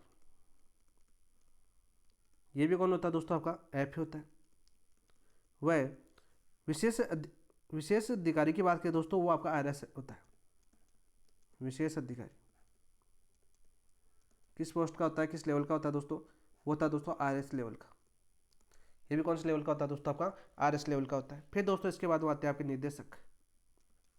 इसके बाद में दोस्तों बोर्ड का निदेशक आता है आपका। निदेशक के बाद में दोस्तों क्रम के अंदर आता है आपका दोस्तों उपनिदेशक। क्या था दोस्तों? आपका उपनिदेशक आता है। क्या था दोस्तों? आपका उपनिदेशक आता है। उपनिदेशक के बाद में दोस्तों आपका सहायक निदेशक आता है, सहायक निदेशक। और सबसे नीचे आता है दोस्तों आपका लेखा अधिकारी। कौन आता है आपका? लेखा अधिकारी। सीधा क्वेश्चन आपका पूछा जा सकता है। यहाँ से दोस्तों ऐसे 2 क्वेश्चन बन सकते हैं आपके। ये तो वर्तमान पैटर्न को देखें तो क्रम आधारित क्वेश्चन बन सकता है। ठीक है, पूछा जा सकता है कि बोर्ड का संगठनात्मक स्वरूप के में क्रम आधारित प्रश्न का कोट चुनिए। ठीक, ऐसा क्वेश्चन आपका आ सकता है। यहाँ से तो याद करना दोस्तों, वैसे सीधे तो क्वेश्चन ऐसे पूछे गए हैं आपके। तो अध्यक्ष होता है दोस्तों, फिर सचिव आता है, फिर आपका वित्तीय सलाहकार या विशेष अधिकारी होता है, फिर दोस्तों आपका निदेशक होता है, फिर आपका उपनिदेशक होता है, फिर आपका सहायक निदेशक होता है, फिर नीचे नीचे आपका लेखाधिकारी होता है। ये दोस्तों आपके संगठनात्मक स्वरूप है किसका? बोर्ड का, यानी BSER का संगठनात्मक स्वरूप। याद हो गया होगा। अब देखो अपना हो गया राजस्थान माध्यमिक शिक्षा बोर्ड के अध्यक्ष के बारे में हमने जान लिया। नेक्स्ट क्वेश्चन की बात करते हैं। राजस्थान माध्यमिक शिक्षा बोर्ड के उपाध्यक्ष के संदर्भ में निम्न में से कौन सा कथन सही है? उपाध्यक्ष के संदर्भ में निम्न में से कौन सा कथन सही है दोस्तों? बताओ भाई। सबसे पहले आपको ये याद होना चाहिए कि उपाध्यक्ष कौन होता है दोस्तों? उपाध्यक्ष पदेन सदस्य होता है। उपाध्यक्ष कौन होता है दोस्तों? आपके पदेन होता है दोस्तों, पदेन सदस्य होता है। सीधा पूछा जा सकता है कि बोर्ड का उपाध्यक्ष कौन होता है, वो होता है दोस्तों आपका पदेन सदस्य होता है। ठीक है, बहुत ही अच्छे से एक एक लाइन को हम कवर करें दोस्तों। उपाध्यक्ष केवल वित्तीय मामलों में अध्यक्ष की सहायता करता है? नहीं दोस्तों, केवल वित्तीय मामलों में ही अध्यक्ष की सहायता नहीं करता। उपाध्यक्ष अध्यक्ष द्वारा प्रत्यायोजित शक्तियों का प्रयोग करता है, बिल्कुल राइट, तथा अध्यक्ष की अनुपस्थिति में उसकी समस्त शक्तियों का प्रयोग करता है, बिल्कुल राइट। तो ऑप्शन नंबर 2 आपका राइट आंसर हो जाएगा। क्या जाएगा दोस्तों आपका?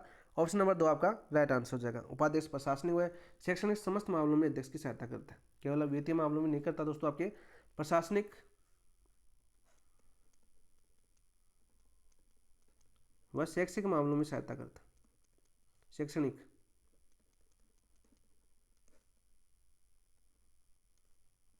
समस्त मामलों में सहायता करता है।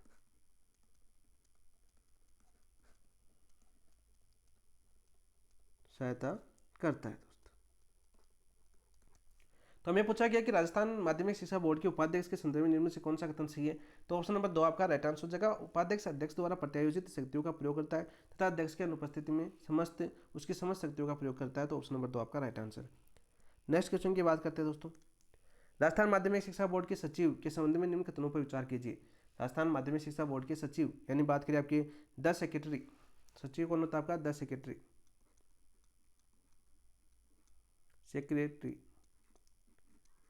के संबंध में निम्न कथनों पर विचार कीजिए।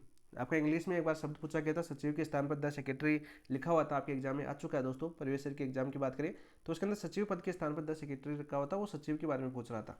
इतना तो समझदार आप सभी, मैं जानता हूँ। सचिव की नियुक्ति राज्य सरकार द्वारा की जाती है तथा वह राजस्थान प्रशासनिक सेवा RS के समकक्ष का पदाधिकारी होता है। सही बात है क्या दोस्तों? बिल्कुल सत्य बात है। RS के समकक्ष पदाधिकारी होता है और राज्य सरकार द्वारा सचिव की नियुक्ति की जाती है। सचिव बोर्ड का मुख्य कार्यपालक अधिकारी होता है, बिल्कुल राइट। सचिव क्या होता है दोस्तों? आपका बोर्ड का मुख्य कार्यपालक अधिकारी होता है। सीधा क्वेश्चन पूछा जा सकता है कि माध्यमिक शिक्षा बोर्ड का पालक अधिकारी कौन होता है? वो होता है दोस्तों आपका सचिव। कार्यपालक अधिकारी कौन होता है? आपका सचिव होता है। सचिव को अधिवेशन में उपस्थित होकर बोलने तथा मत देने का अधिकार होता है? नहीं दोस्तों, बोलने तथा मत देने का अधिकार नहीं होता है। और सबसे ज़्यादा इंपॉर्टेंट लाइन यही है। ये लाइन आपकी सिंगल बात करें, सिंगल क्वेश्चन पूछी जा चुकी है कि सचिव को अधिवेशन में उपस्थित होकर बोलने तथा मत देने का अधिकार प्राप्त है? नहीं है दोस्तों, मत देने का अधिकार प्राप्त नहीं है। बोलने का तो हक है दोस्तों, बोलने का हक है, लेकिन दोस्तों मत देने का अधिकार नहीं है। मत देने का अधिकार नहीं है। तीसरा क्वेश्चन, चौथा ऑप्शन दे रखा है सचिव बोर्ड का सदस्य नहीं होता, बिल्कुल राइट है। यहाँ पर देखो ध्यान देने वाली बात है इस ऑप्शन की, चौथे ऑप्शन में आपको ध्यान देने वाली बात है।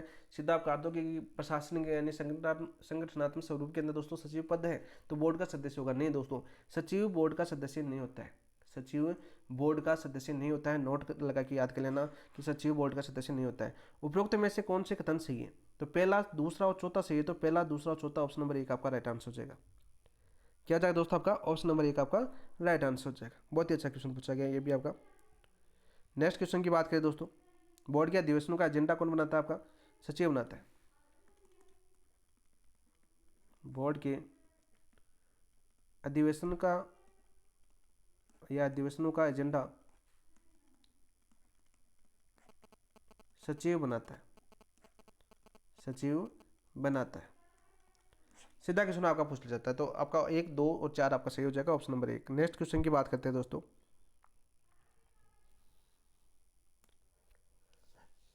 राजस्थान माध्यमिक शिक्षा बोर्ड की समितियों के संदर्भ में निम्नलिखित में से कौन सी समिति बोर्ड द्वारा गठित नहीं की जाती है?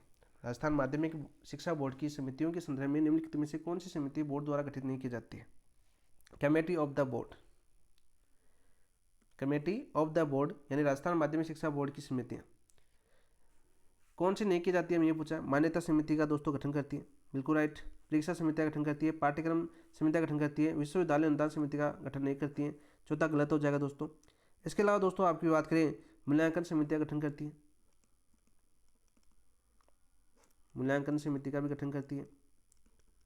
इसके अलावा दोस्तों आपकी वित्त समिति का भी गठन करती है। वित्त समिति का भी गठन करती है। और दोस्तों आवेदन पत्र जांच समिति का भी गठन करती है। आवेदन पत्र जांच समिति का गठन करती है। ये सभी समितियों का गठन तो होता ही आपका। जैसे ओमार समिति जांच की अलग कमेटी बनती है। अभी चर्चा में चल रहा था ना ओमार, तो आपने सुना होगा कि ओमार की हम एक समिति बनाते हैं। तो वही से आपकी इस BSER के अंदर यानी बोर्ड के अंदर भी दोस्तों एक समिति का गठन किया जाता है। अलग अलग परीक्षा फल समिति का भी, यानी परीक्षा का जो परिणाम वगैरह जारी करती है, परीक्षा फल समिति का भी गठन करता है। कौन करता है? आपका दोस्तों बोर्ड करता है। इन सभी समितियों का दोस्तों कार्यकाल क्या होता है? सभी समितियों का कार्यकाल कितना होता है दोस्तों? समितियों का कार्यकाल कितना होता है दोस्तों? आपके 3 वर्ष होता है।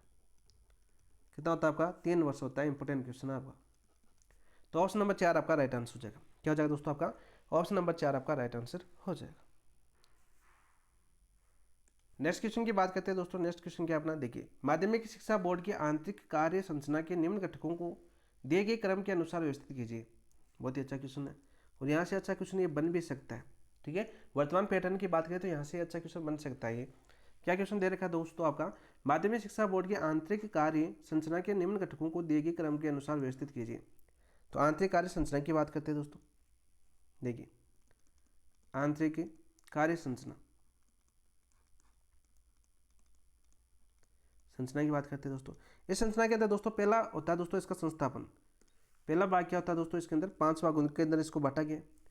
कितने भागों के अंदर दोस्तों? 5 भागों के अंदर।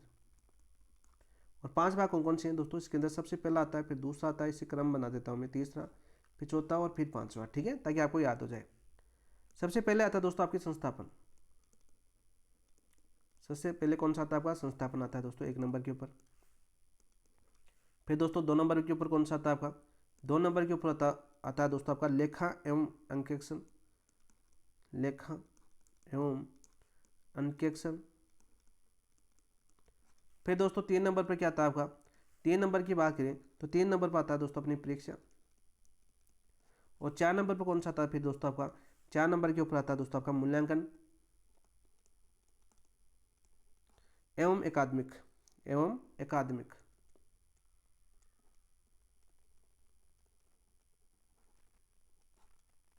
मी छोटा आएगा ना एकादमिक में। और 5वां भाग कौन सा है दोस्तों आपका? 5वें भाग की बात करें तो रेड कलर से मैं लिख देता हूँ यहाँ पर 5वां भाग नीचे।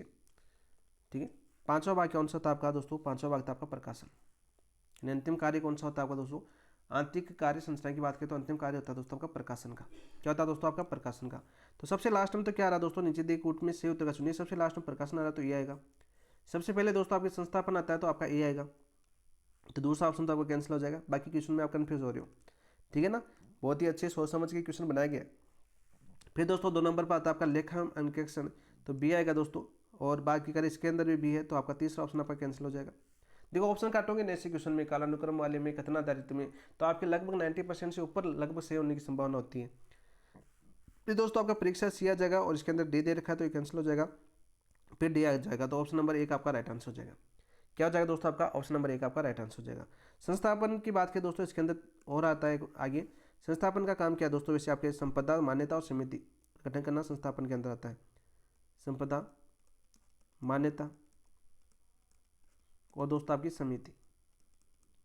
और परीक्षा के अंदर बात करें, परीक्षा का कार्य क्या है दोस्तों? परीक्षा के अंदर गोपनीयता रखना। ठीक है, जैसे बात करें गोपनीयता और परीक्षा कार्य, जैसे गोपनीयता की बात करें, गोपनीयता व परीक्षा कार्य।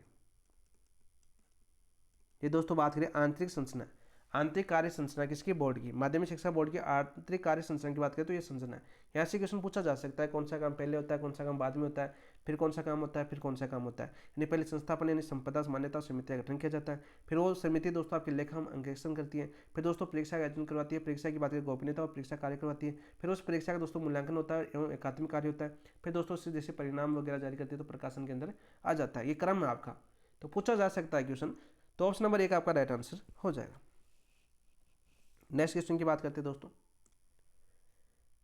राजस्थान माध्यमिक शिक्षा बोर्ड के कार्यों के संदर्भ में निम्न कथनों पर विचार कीजिए। अब कार्यों से क्वेश्चन पूछा गया आपका, बहुत ही अच्छा क्वेश्चन है आपका। कार्यों से क्वेश्चन पूछा गया ये आपका, देखिए क्या क्वेश्चन है आपका। बोर्ड विद्यालयों को निर्धारित मापदंडों के आधार पर मान्यता प्रदान करता है तथा परीक्षा केंद्र बनाने की अनुमति देता है। बिल्कुल राइट। और विद्यालयों को मान्यता कौन सी धारा के तहत दी जाती है ये बताना आप। धारा आपको बतानी है दोस्तों, कौन सी धारा के तहत दी जाती है? RT एक्ट 2009 के तहत बताना आपको। ठीक है, विद्यालय मान्यता प्राप्त।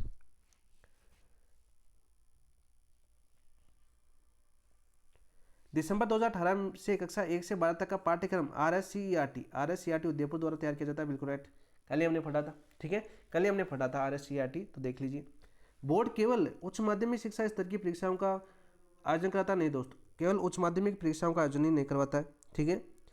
बोर्ड उच्च माध्यमिक परीक्षाओं का आयोजन नहीं करवाता है। बोर्ड परीक्षा की बात करें तो आवेदन प्राप्ति, संचालन, मूल्यांकन, परिणाम पत्र ये भी करता है। साथ साथ बोर्ड बात करें जैसे माध्यमिक, प्रवेशिका, वरिष्ठ उपाध्याय, उच्च माध्यमिक, विज्ञान, वाणिज्य, कला स्तर की बोर्ड परीक्षाएं, RTET या रीट का भी आयोजन कौन करवाता है? आपका बोर्ड ही करवाता है, ठीक है।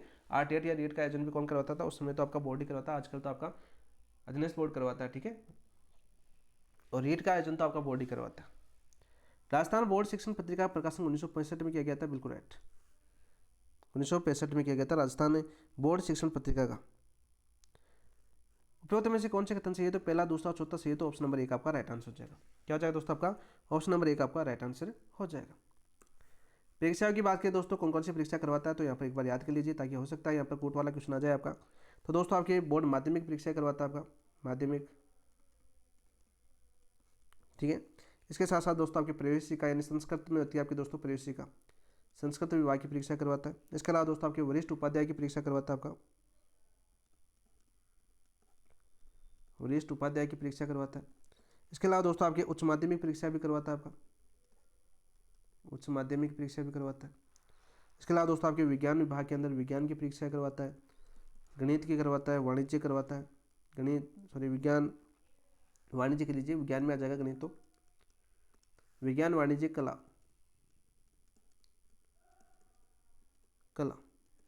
स्तर की बोर्ड परीक्षा करवाता है दोस्तों, स्तर की बोर्ड परीक्षा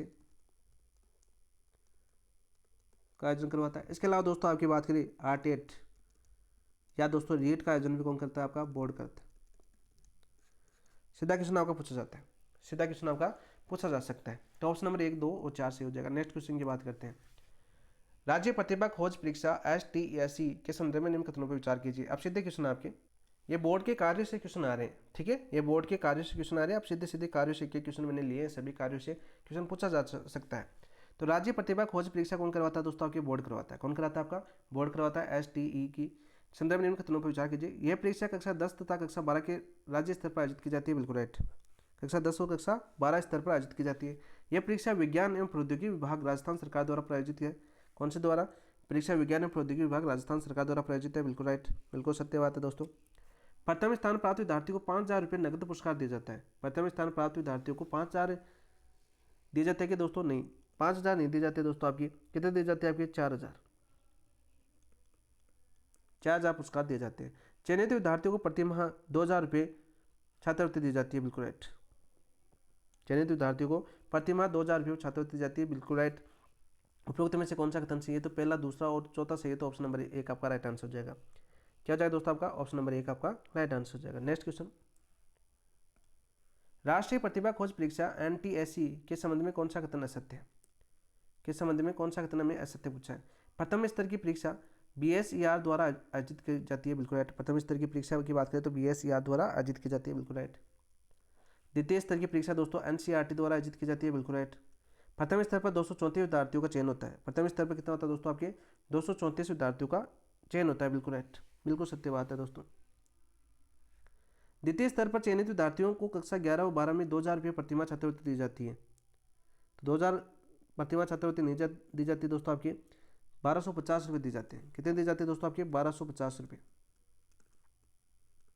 छात्रवृत्ति की बात करें तो राइट आंसर क्या हो जाएगा दोस्तों? ऑप्शन नंबर 4 आपका राइट आंसर हो जाएगा। ऑप्शन नंबर 4 आपका राइट आंसर हो जाएगा, दो नहीं। द्वितीय स्तर पर चयनित विद्यार्थियों को कक्षा 11 और 12 में 2,000 प्रतिमाह छात्रवृत्ति दी जाती है दोस्तों, आपकी 1,250 दी जाती है। लेकिन दोस्तों PhD करने तक 2,000 रुपये। उसके बाद कक्षा 12 की बात है, कक्षा 12 के बाद दोनों चीजें आपको याद होनी चाहिए। तो ऑप्शन नंबर 4 हमारा असत्य। हमें असत्य करने तो पूछा था कि प्रथम स्तर की परीक्षा कौन करवाता है? आपका board of secondary education Rajasthan करवाता है। द्वितीय स्तर की परीक्षा दोस्तों आपका NCERT द्वारा की जाती है। 234 विद्यार्थियों को चयन किया जाता है। उसके अंदर दोस्तों आपकी कक्षा 11-12 के विद्यार्थियों को 1,250 रुपये प्रतिमाह छात्रवृत्ति दी जाती है। और कक्षा 12 के बाद दोस्तों यदि वो PhD करता है तो 2,000 रुपये छात्रवृत्ति दी जाती है। नेक्स्ट क्वेश्चन की बात करते हैं दोस्तों, ये कार्य है सारे के सारे। बोर्ड द्वारा प्रदत्त मेरिट छात्रवृत्ति के संदर्भ में सही कोट का चयन कीजिए।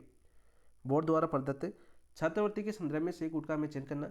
उच्च माध्यमिक परीक्षा में कक्षा 1 से 10 तक वरीयता 500 रुपये प्रतिमाह 3 वर्ष के लिए दी जाती है, बिल्कुल राइट। कितने रुपये? 500 रुपये प्रतिमाह 3 वर्ष तक दिए जाते हैं। माध्यमिक परीक्षा में 1 से 15 वरीयता 400 रुपये प्रतिमाह दिए जाते हैं 2 वर्ष के लिए, बिल्कुल राइट। तो पहला और दूसरा दोनों सही, तो ऑप्शन नंबर 3 आपका राइट आंसर। ऑप्शन नंबर 3 आपका राइट आंसर हो जाएगा दोस्तों। सीधा क्वेश्चन आपका पूछा जाता है, बोर्ड द्वारा प्रदत्त मेरिट छात्रवृत्ति की बात कर रहा है ये आपकी उच्च माध्यमिक परीक्षा के अंदर दोस्तों आपकी 1 से 10 तक वरीयता वाले विद्यार्थियों को प्रतिमाह 500 3 वर्ष तक, ठीक है।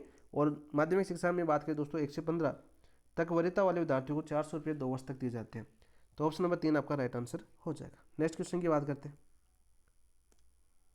राजस्थान बोर्ड शिक्षण पत्रिका के संबंध में सही कथन है। राजस्थान बोर्ड शिक्षण पत्रिका के संबंध में सही कथन कौन सा है? इसका प्रकाशन 1975 में हुआ। बोर्ड शिक्षण पत्रिका की बात कर रहा है तो इसका प्रकाशन कब हुआ दोस्तों आपके? 1975 के अंदर हुआ था क्या? नहीं, 1965 में था। ये अर्धवार्षिक पत्रिका नहीं दोस्तों, इसका प्रकाशन 1965 से त्रैमासिक रूप से किया जा रहा है, तो बिल्कुल राइट। ऑप्शन नंबर 3 आपका बिल्कुल सही है। ऑप्शन नंबर 3 आपका बिल्कुल सही है दोस्तों। सीधा क्वेश्चन आपका पूछा जा सकता है यहाँ से।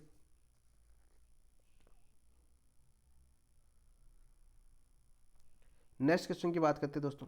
नेक्स्ट क्वेश्चन क्या आपका? पुरस्कार योजना।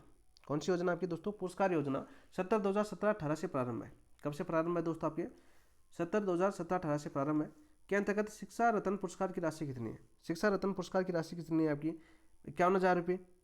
विद्यार्थियों के लिए दोस्तों आपकी कला रत्न पुरस्कार है 51,000 रुपये। तो 1 लाख रुपये, 2 लाख रुपये, 75,000 रुपये। तो राइट आंसर क्या जाएगा दोस्तों आपका? 1 लाख रुपये। शिक्षा रत्न पुरस्कार किसके लिए दोस्तों? आपके शिक्षकों को दिया जाता है, छात्रों के लिए नहीं, आपके शिक्षकों के लिए। विद्यार्थियों के लिए दोस्तों आपके 51,000 रुपये। विद्यार्थियों के लिए 51,000 रुपये दोस्तों। और इन 51,000 के अंदर बात करें दोस्तों, ये तो कला रत्न पुरस्कार और दोस्तों एक खेल रत्न पुरस्कार दिया जाता है। एक पुरस्कार दिया जाता है दोस्तों आपकी कला रत्न पुरस्कार,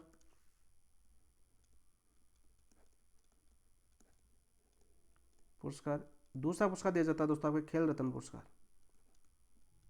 खेल रत्न पुरस्कार ये किसको दिया जाता है दोस्तों? आपके विद्यार्थियों को दिया जाता है, जिसकी राशि कितनी है दोस्तों? आपकी 51,000 रुपये पुरस्कार योजना के तहत। तो ऑप्शन नंबर 2 आपका राइट आंसर हो जाएगा। ऑप्शन नंबर 2 आपका राइट आंसर हो जाएगा दोस्तों।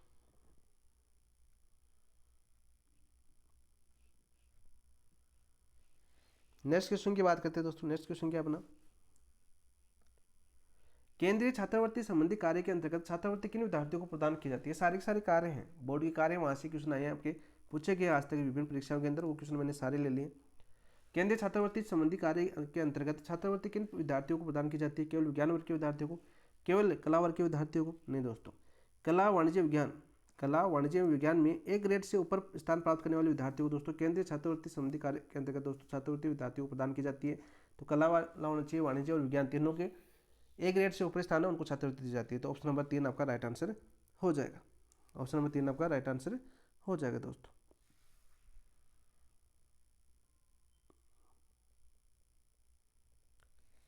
नेक्स्ट क्वेश्चन की बात करते हैं दोस्तों। राज्य में माध्यमिक शिक्षा स्तर ऊंचा करने हेतु बोर्ड द्वारा निम्न में से कौन सा कार्य किया जाता है? राज्य में माध्यमिक शिक्षा का स्तर ऊंचा करने हेतु बोर्ड द्वारा निम्न में से कौन सा कार्य किया जाता है? विश्वविद्यालय की स्थापना? नहीं दोस्तों, भाषण, प्रदर्शनी एवं विचार गोष्ठियों का आयोजन किया जाता है। तो ऑप्शन नंबर 2 आपका राइट आंसर हो जाएगा। क्या हो जाएगा दोस्तों आपका? ऑप्शन नंबर 2 आपका राइट आंसर हो जाएगा। नेक्स्ट क्वेश्चन की बात करते हैं दोस्तों।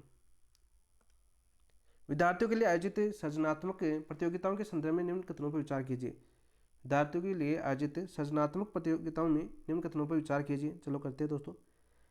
इन प्रतियोगिताओं का आयोजन कक्षा 1 से 12 तक के अध्ययनरत विद्यार्थियों के लिए किया जाता है। तो कक्षा 1 से 12 तक के विद्यार्थियों के लिए किया जाता है, बिल्कुल सत्य बात है दोस्तों। पहला तो बिल्कुल सत्य बात। प्रतियोगिता 3 स्तरों पर होती है दोस्तों, ब्लॉक स्तर, जिला स्तर और राज्य स्तर पर आयोजित की जाती है, बिल्कुल राइट। तीसरा बिल्कुल सही है, दूसरा भी। जिला स्तर पर प्रथम, द्वितीय और तृतीय स्थान प्राप्त हेतु 5,000, 3,000 और 2,000 रुपये दी जाती है। जिला स्तर पर पूछा दोस्तों, तो यहाँ पर बात करें दोस्तों जिला स्तर के अंदर दोस्तों प्रथम स्थान आने वाले को 3,000 रुपये दिए जाते हैं। प्रथम को कितने दिए जाते हैं? आपके 3,000 दिए जाते हैं जिला स्तर के ऊपर। सेकंड आने वाले विद्यार्थियों क्या दिया जाता है दोस्तों? आपके 2500 रुपये। और थर्ड आने वाले विद्यार्थियों को क्या दिया जाता है दोस्तों, आपके 2000 रुपये। तो राइट आंसर क्या हो जाएगा, ये गलत हो जाएगा आपका। जिला स्तर की बात करें, ये पुरस्कार दिए जाते हैं। राज्य स्तर पर प्रथम स्थान हेतु 11,000 रुपये नगद पुरस्कार दिया जाता है, बिल्कुल राइट। राज्य स्तर पर प्रथम पुरस्कार हेतु कितना दिए जाते हैं, आपके 11,000 दिए जाते हैं। सेकेंड आने पर दोस्तों 7500 रुपये। और थर्ड आने पर दोस्तों आपके 5,000 रुपये का नगद पुरस्कार मिलते हैं। उपरोक्त में से कौन से कथन सही है, तो पहला, दूसरा, चौथा सही है, तो ऑप्शन नंबर 1 आपका राइट आंसर हो जाएगा। क्या हो जाएगा दोस्तों, आपका ऑप्शन नंबर 1 आपका राइट आंसर हो जाएगा। नेक्स्ट क्वेश्चन की बात करते हैं दोस्तों।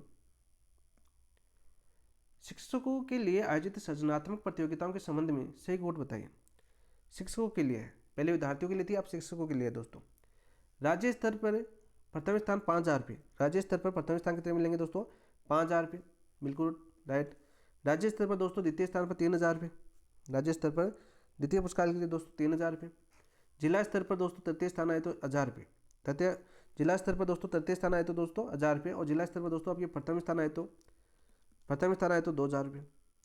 और सेकंड आए तो दोस्तों 1,500 रुपये जिला स्तर के ऊपर पुरस्कार राशि है दोस्तों।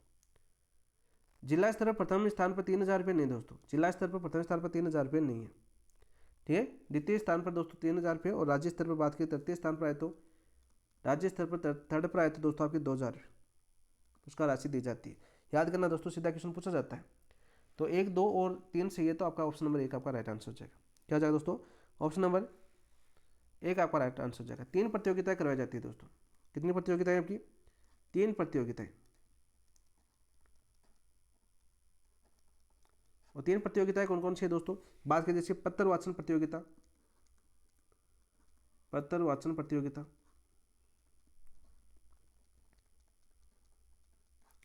दूसरी प्रतियोगिता करवाई जाती है दोस्तों आपकी अध्यापन प्रतियोगिता।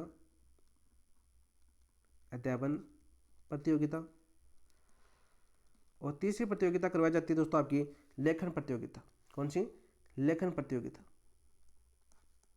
ये शिक्षकों के लिए होती है दोस्तों, शिक्षकों के लिए यह प्रतियोगिता होती है आपकी। शिक्षकों के लिए सृजनात्मक प्रतियोगिता का आयोजन करवाता है कौन, बोर्ड। ये बोर्ड का कार्य है। तो पहला और दोस्तों आपका राइट आंसर हो जाएगा दोस्तों। नेक्स्ट क्वेश्चन की बात करते हैं। एकल एवं द्विपुत्री योग्यता पुरस्कार योजना के संदर्भ में निम्न में से कौन सा कथन असत्य है। बहुत ही अच्छा क्वेश्चन है, नवीनतम क्वेश्चन है दोस्तों आपका। ऐसे देखिए अभी पूछा गया क्वेश्चन, ये 2025 के अंदर भी असत्य क्वेश्चन पूछा है। ये योजना बालिका शिक्षा को प्रोत्साहन देने तो वर्ष 2012 में प्रारंभ हुई थी। कब हुई थी दोस्तों, आपके वर्ष 2012 में प्रारंभ हुई थी, बिल्कुल राइट। राज्य स्तर पर कक्षा 10 की बोर्ड परीक्षा हेतु 31,000 रुपये का पुरस्कार दिया गया। राज्य स्तर पर कक्षा 10 की बोर्ड परीक्षा हेतु 31,000 का पुरस्कार दिया गया, बिल्कुल राइट। राज्य स्तर के ऊपर बिल्कुल सही है। जिला स्तर के ऊपर दोस्तों 11,000 रुपये। जिला स्तर पर निर्धारित कट ऑफ से अधिक अंक प्राप्त करने वाली पात्र बालिकाओं को 11,000 रुपये प्रदान किए जाते हैं, बिल्कुल राइट। जिला स्तर पर जो निर्धारित कट ऑफ, जो बोर्ड आपका कट ऑफ निर्धारित करता है, उससे अधिक अंक प्राप्त करने वाली जो बालिका है उनको 11,000 रुपये प्रदान किए जाते हैं। ये योजना केवल ग्रामीण क्षेत्र की बालिकाओं के लिए नहीं दोस्तों, ये केवल ग्रामीण क्षेत्र की बालिकाओं के लिए नहीं है, सभी बालिकाओं के लिए, सभी के लिए दोस्तों। तो ऑप्शन नंबर 4 आपका सत्य हो जाएगा। क्या हो जाएगा दोस्तों, आपका ऑप्शन नंबर 4 आपका असत्य कथन हो जाएगा। नेक्स्ट क्वेश्चन की बात करते हैं दोस्तों। क्वेश्चन क्या दे रखा है अपना, विद्यार्थी विज्ञान मंथन VVM, विद्यार्थी विज्ञान मंथन VVM के संदर्भ में निम्न कथनों पर विचार कीजिए। चलो करते हैं दोस्तों निम्न कथनों पर विचार। क्या दे रखे हमें कथन, देखिए निम्न कथनों पर विचार करना है। यह परीक्षा दोस्तों, बात करें दोस्तों, यह परीक्षा विज्ञान एवं तकनीकी विभाग के अधीन विज्ञान परिषद के तत्वाधान में आयोजित की जाती है, बिल्कुल राइट, बिल्कुल सत्य बात है। इसका आयोजन दोस्तों NCERT के सहयोग से राष्ट्रीय स्तर पर किया जाता है। NCERT के सहयोग से कहाँ पर किया जाता है दोस्तों, आपके राष्ट्रीय स्तर पर किया जाता है, बिल्कुल राइट, बिल्कुल सत्य बात है। ये भी आपका, ये भी बिल्कुल सत्य बात है। यह परीक्षा केवल कक्षा 9 से 12 तक के विद्यार्थियों के लिए की जाती है, नहीं दोस्तों, ये परीक्षा आपकी कक्षा 9 से 12 तक विद्यार्थियों के लिए की जाती है। कक्षा 11 ये इसका उद्देश्य कक्षा 6 से 11 तक के विद्यार्थियों में वैज्ञानिक प्रतिभा विकास करना है। तो आपका ये गलत हो जाएगा, 6 से 11 के विद्यार्थियों के लिए करवाई जाती है। तो उपरोक्त में से कौन सा कथन सही है, तो आपका पहला और दूसरा और चौथा सही है, तो ऑप्शन नंबर 1 आपका राइट आंसर है। बहुत ही अच्छा क्वेश्चन पूछा गया, ये आपका प्रीवियस ईयर क्वेश्चन है दोस्तों। नेक्स्ट क्वेश्चन की बात करते हैं। विशेष छात्रवृत्ति एवं अनुदान योजना 2021 के संदर्भ में कौन सा कथन असत्य है। विशेष छात्रवृत्ति एवं अनुदान योजना 2021 के संदर्भ में कौन सा कथन असत्य है दोस्तों। ये योजना वर्ष 2021 में प्रारंभ हुई थी, बिल्कुल 2021 के तो 2021 में प्रारंभ हुई थी।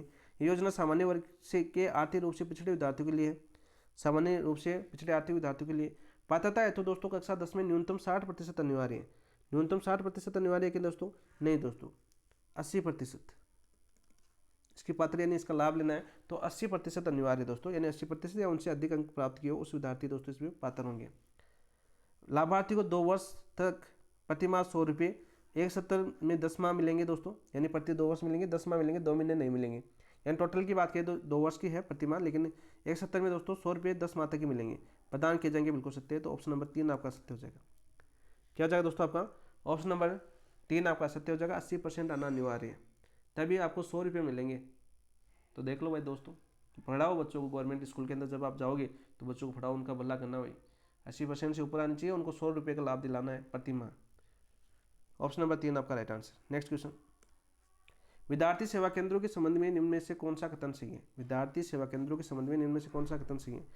ये प्रारंभ से ही जिला स्तर पर स्थापित किए गए थे? नहीं दोस्तों, प्रारंभ से जिला स्तर पर प्रारंभ नहीं किए गए थे। वर्तमान में 32 विद्यार्थी सेवा केंद्र है आपके राजस्थान के अंदर। वर्तमान में कितने दोस्तों? आपके 32 विद्यार्थी सेवा केंद्र है। सीधा क्वेश्चन आपका पूछा जाता है। वर्तमान में जिला स्तर पर स्थापित किए जा रहे हैं दोस्तों। वर्तमान में दोस्तों 32 विद्यार्थी है और बूंदी और 12 जिलों में कोई केंद्र नहीं है। बूंदी व 12 जिले में कोई केंद्र नहीं है, कोई केंद्र नहीं। इस क्वेश्चन को अपडेट भी कर लेना दोस्तों, केंद्र नहीं है, क्योंकि नए जिले भी तो बन चुके हैं ना आपके। नए जिले भी बन चुके हैं, अभी तक उन नए जिलों के अंदर भी नहीं है। लेकिन मान लीजिए आपको पहले वाले पाठ्यक्रम के आधार पर पूछा जाए, वर्तमान पाठ्यक्रम के यानी 33 जिलों के अनुसार पूछा जाए, तब तो दोस्तों आपके 32 करना है। ठीक है, जैसे बूंदी और 12 ही 2 थे जिनमें नहीं थे। वर्तमान में तो 41 जिले हो चुके हैं। वर्तमान में दोस्तों 41 जिले हैं। राजस्थान के अंदर कितने जिले हैं? 41 जिले हैं।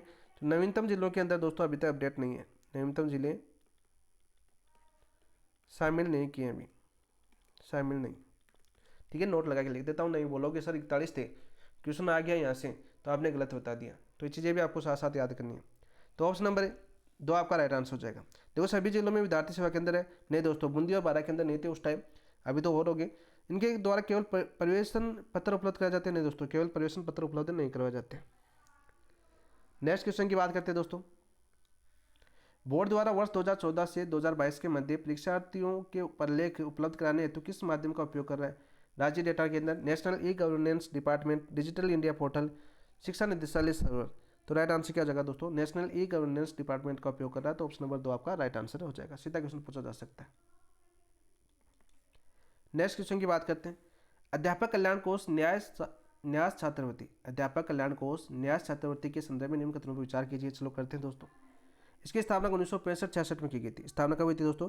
1965-66 में हुई थी। बिल्कुल राइट, बिल्कुल सत्य बात है। ये सेवारत शिक्षकों के आश्रित को तकनीकी एवं व्यावसायिक शिक्षा देने हेतु छात्रवृत्ति प्रदान करता है। बिल्कुल राइट।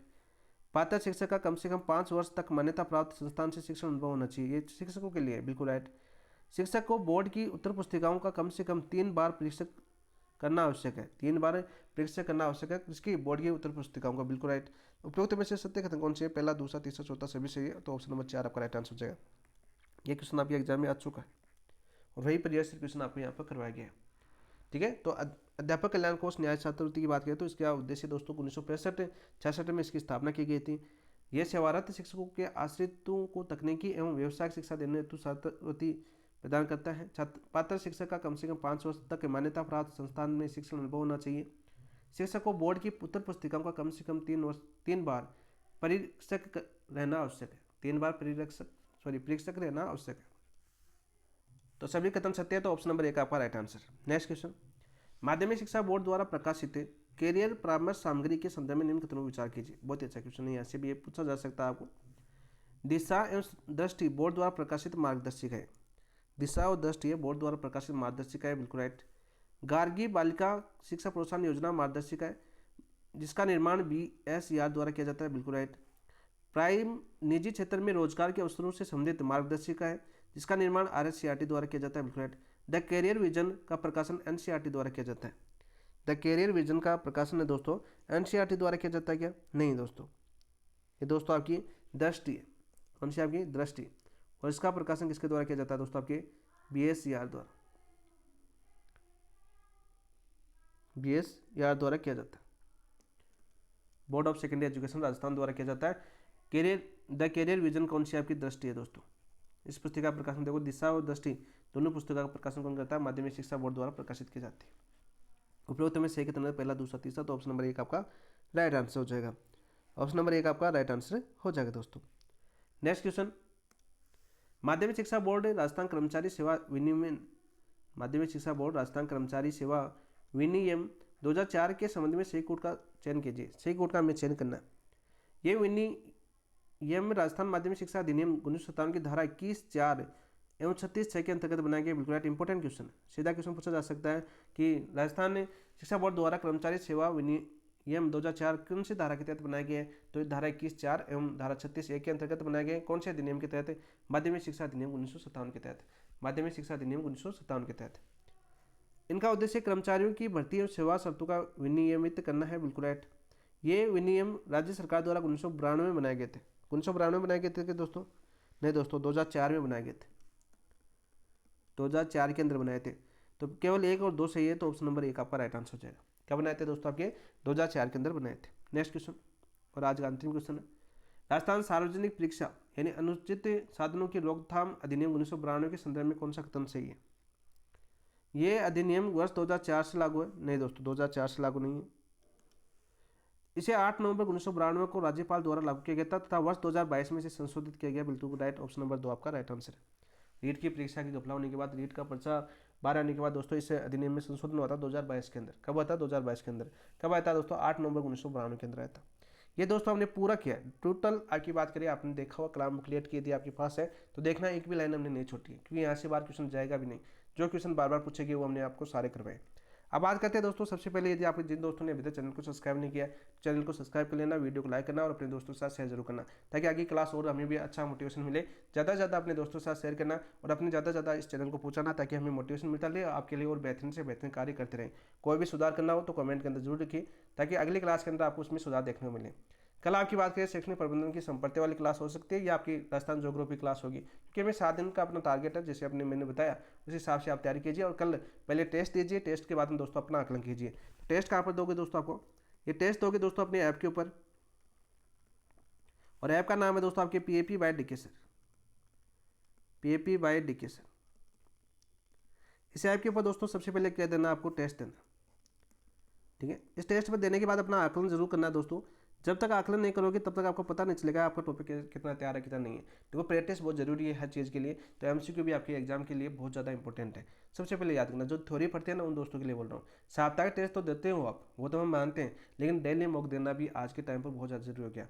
यदि उस टॉपिक का डेली मॉक देते हो आप, तो आपको ये पता चल जाएगा कि अपना टॉपिक कितना तैयार है, कितना अपना टॉपिक तैयार है। यही आपका फायदा होने वाला है इन MCQ के माध्यम से। यही लाइब्रेरी बैच की प्रमुख स्ट्रेटजी है। जैसी बात करें आपकी लाइब्रेरी बैच कलाम के अंदर जो करवाया जाता है, तो डेली प्रैक्टिस करवाई जाती है। ठीक है, तो अपना आकलन कीजिए, टेस्ट दीजिए PAP बाय DK सर के ऊपर। रोज आपका टेस्ट होता है, रोज आपका टेस्ट होता है दोस्तों। कौन से सिलेबस के अनुसार? कलाम सिलेबस के अनुसार। कलाम सिलेबस के अनुसार दोस्तों डेली टेस्ट होता है। फिर दोस्तों इस सिलेबस के अनुसार इसके ऊपर दोस्तों साप्ताहिक टेस्ट होता है। और साप्ताहिक टेस्ट हमने दोस्तों 2 टेस्ट कर चुके हैं आपके, माइनर टेस्ट 1 और माइनर टेस्ट 2। इसके ऊपर 2 टेस्ट तो आपके हो चुके हैं। अब आप लगभग आपकी बात करें 25% आपका सिलेबस हम कंप्लीट कर चुके हैं। ठीक है, यानी माइनर टेस्ट 1 तक बात करें 25% आपका सिलेबस आपका कंप्लीट हो चुका है। वैसे देखिए, अब तक माइनर टेस्ट 3 तक का जो सिलेबस हो जाएगा ना, तो 25% हम कंप्लीट कर देंगे। माइनर टेस्ट 4 के अंदर दोस्तों आपका 50% आपका सिलेबस कंप्लीट हो जाएगा इन MCQ के माध्यम से। तो देख सकते हो आपकी तैयारी कहाँ तक जा सकती है, आप खुद समझ सकते हो। फिर दोस्तों रिवीजन टेस्ट भी इसके ऊपर होंगे दोस्तों आपके। जो आपका मेजर टेस्ट होगा ना, उससे पहले दोस्तों आपके रिवीजन टेस्ट होगा। पूरा डिटो हम उसी के प्रकार करेंगे जैसा मैंने लाइब्रेरी बैच के अंदर सीखा। पूरा डिटो आपको वैसा मिलने वाला है। तो रिवीजन टेस्ट होंगे आपके दोस्तों। फिर आपके दोस्तों बात करिए, यहाँ पर आपको दोस्तों शॉर्ट नोट्स भी आपको उपलब्ध करवाए जा रहे हैं। इसके ऊपर ही दोस्तों आपके बुक भी आपको उपलब्ध करवाई जा रही है। इसके ऊपर दोस्तों आपके बुकलेट भी जहाँ तक हो सकता है, या तो टेलीग्राम के ऊपर या यहाँ पर आपको बुकलेट भी यहाँ पर उपलब्ध कराई जा रही है। साथ साथ दोस्तों आपका PDF का ऑप्शन, आपने बोला कि सर हमें PDF भी चाहिए, तो PDF का ऑप्शन भी आपका अपडेट होने वाला है। सारी सुविधा मिलेगी आपको, सिर्फ तैयारी करना है, कुछ भी नहीं करना है। यदि आप सोशल मीडिया से थोड़ा सा यूट्यूब वगैरह से ऐड वगैरह से परेशान हो, तो भी कोई दिक्कत नहीं है, क्योंकि सारी क्लासें आपके ऐप के ऊपर मिलती है। यानी सोशल मीडिया, आपको टेलीग्राम वगैरह से कहीं पर जुड़ने की आवश्यकता नहीं है। आपको पूरा कंटेंट मिलेगा वहाँ पर, पूरा कंटेंट आपको तैयारी करवाई जाएगी। एग्जाम तक हम जुड़े रहेंगे। जैसा रीट मेंस में हमने करवाया, 3 बार रिवीजन करवाया था रीट मेंस के अंदर, और उसी प्रकार आपका भी 3 से 4 बार रिवीजन करवाएंगे। जैसे हो रहा है आपका, जैसे 2 बार तो हम टेस्ट टॉपिक वाइज कर चुके हैं। जैसे क्रांतिकारी गतिविधियों की बात करें, जिसके अंदर दोस्तों बंकिम चंद्र चाहिए हो, आपका धार्मिक आंदोलन हो। माइनर टेस्ट के अंदर आपके 2 टॉपिक आए थे। धार्मिक आंदोलन आया था, जिसके अंदर मुख्य थे आपके जैसे ब्रह्म समाज था, आपके किसने किया था, ब्रह्म समाज की स्थापना राजा राम मोहन राय ने की थी। फिर आर्य समाज आया था, तो आर्य समाज की स्थापना किसने की थी दोस्तों, आपके स्वामी दयानंद सरस्वती की थी। विवेकानंद वाला आया था आपका, परमहंस मंडली वेल्लोर मठ की स्थापना की थी, कहाँ पर, कलकत्ता के अंदर, उसके हमने किया। फिर दोस्तों आपकी प्रार्थना समाज आया था केशव चंद्र सेन के द्वारा, मुंबई के अंदर दोस्तों प्रार्थना समाज की स्थापना की गई थी सबसे पहले, तो वो हमने किया। फिर दोस्तों आपके मुस्लिम धार्मिक सुधार पढ़े हमने। फिर दोस्तों हमने आपकी बात की पारसी समाज सुधार आंदोलन पढ़े। तो उन क्वेश्चनों से क्रांतिकारी गतिविधियों से क्या जुड़े थे, धार्मिक संगठन भी तो जुड़े हुए थे क्रांतिकारी संगठन के अंदर 1858 से लेकर 1919 के बीच में, वो हमने पढ़ा। बंकिम चंद्र को हमने पढ़ा दोस्तों, बंकिम चंद्र प्रमुख नेता। उसके बाद में दोस्तों आपके माइनर टेस्ट 2 के अंदर दोस्तों हमने वी.डी. सावरकर और आपके राष्ट्र बिहारी बोस को पढ़ा। तो इनके द्वारा जो संस्था स्थापना की गई थी वो हमने क्रांतिकारी गतिविधियों के अंदर पढ़ी, हमने राष्ट्रवाद के उदय के अंदर पढ़ी। ठीक है, तो प्रमुख नेता 2 बार आपका रिवीजन हो रहा है साथ साथ। फिर हमने दोस्तों कलाम के टेस्ट आपने देखे होंगे, कलाम का टेस्ट आपने देखा है नहीं देखा, देखना दोस्तों, माइनर टेस्ट 1 और माइनर टेस्ट 2। मैं सीधे नहीं करवा रहा हूँ, मैं चाहे 2 क्लास बन जाए, चाहे 3 क्लास बन जाए, आपको हर ऑप्शन का रिवीजन करवाऊंगा। हर ऑप्शन का रिवीजन करवाया आप बाकायदा, आप देख सकते हो यूट्यूब के ऊपर पूरी मेहनत, पूरी तैयारी करने के बाद, पूरा सब कुछ देखने के बाद, आपके प्रीवियस क्वेश्चन देखने के बाद, आसपास के क्वेश्चन किस प्रकार बन सकते हो, वो सारे आपको करवाए गए। आप देख सकते हो माइनर टेस्ट 2 की क्लास देखिए, आपको प्रत्येक ऑप्शन की व्याख्या की है। कलाम ने तो सिर्फ आंसर की बात करी, आंसर जिस आंसर गलत हुआ उसकी आपको व्याख्या दी है, मैंने चारों ऑप्शनों की व्याख्या की है। तो आप सकते हो पूरा टॉपिक पहले तैयार होगा, तभी चारों ऑप्शनों की आप व्याख्या कर सकते हो। तो सबसे पहले आपके लिए तैयारी करवाई जाती है, उसके लिए मेहनत करते हैं बहुत शानदार तरीके से, 8 से 9 घंटा पढ़ता हूँ आपके लिए। ठीक है, और भी काम करता हूँ, गवर्नमेंट का काम भी करना पड़ता है, तो आप समझते हो उन चीज़ों को, दिन के अंदर ड्यूटी वगैरह भी होती है। फिर भी आपके लिए कर रहा हूँ मेहनत, क्योंकि अपनी तैयारी कर रहे हैं हम, साथ मिलकर करेंगे, बहुत ही ज़्यादा शानदार तरीके से अपनी तैयारी होने वाली है। एक नया प्लेटफॉर्म तैयार करेंगे और जिसके अंदर काफ़ी दोस्तों का भला होने वाला है, ये आप सभी समझते हो। तो शेयर जरूर करना दोस्तों, और चैनल को जिन दोस्तों ने अभी तक सब्सक्राइब नहीं किया है तो सब्सक्राइब करना और वीडियो को लाइक करना और अपने दोस्तों के साथ शेयर करना। थैंक यू, धन्यवाद दोस्तों, जय हिंद।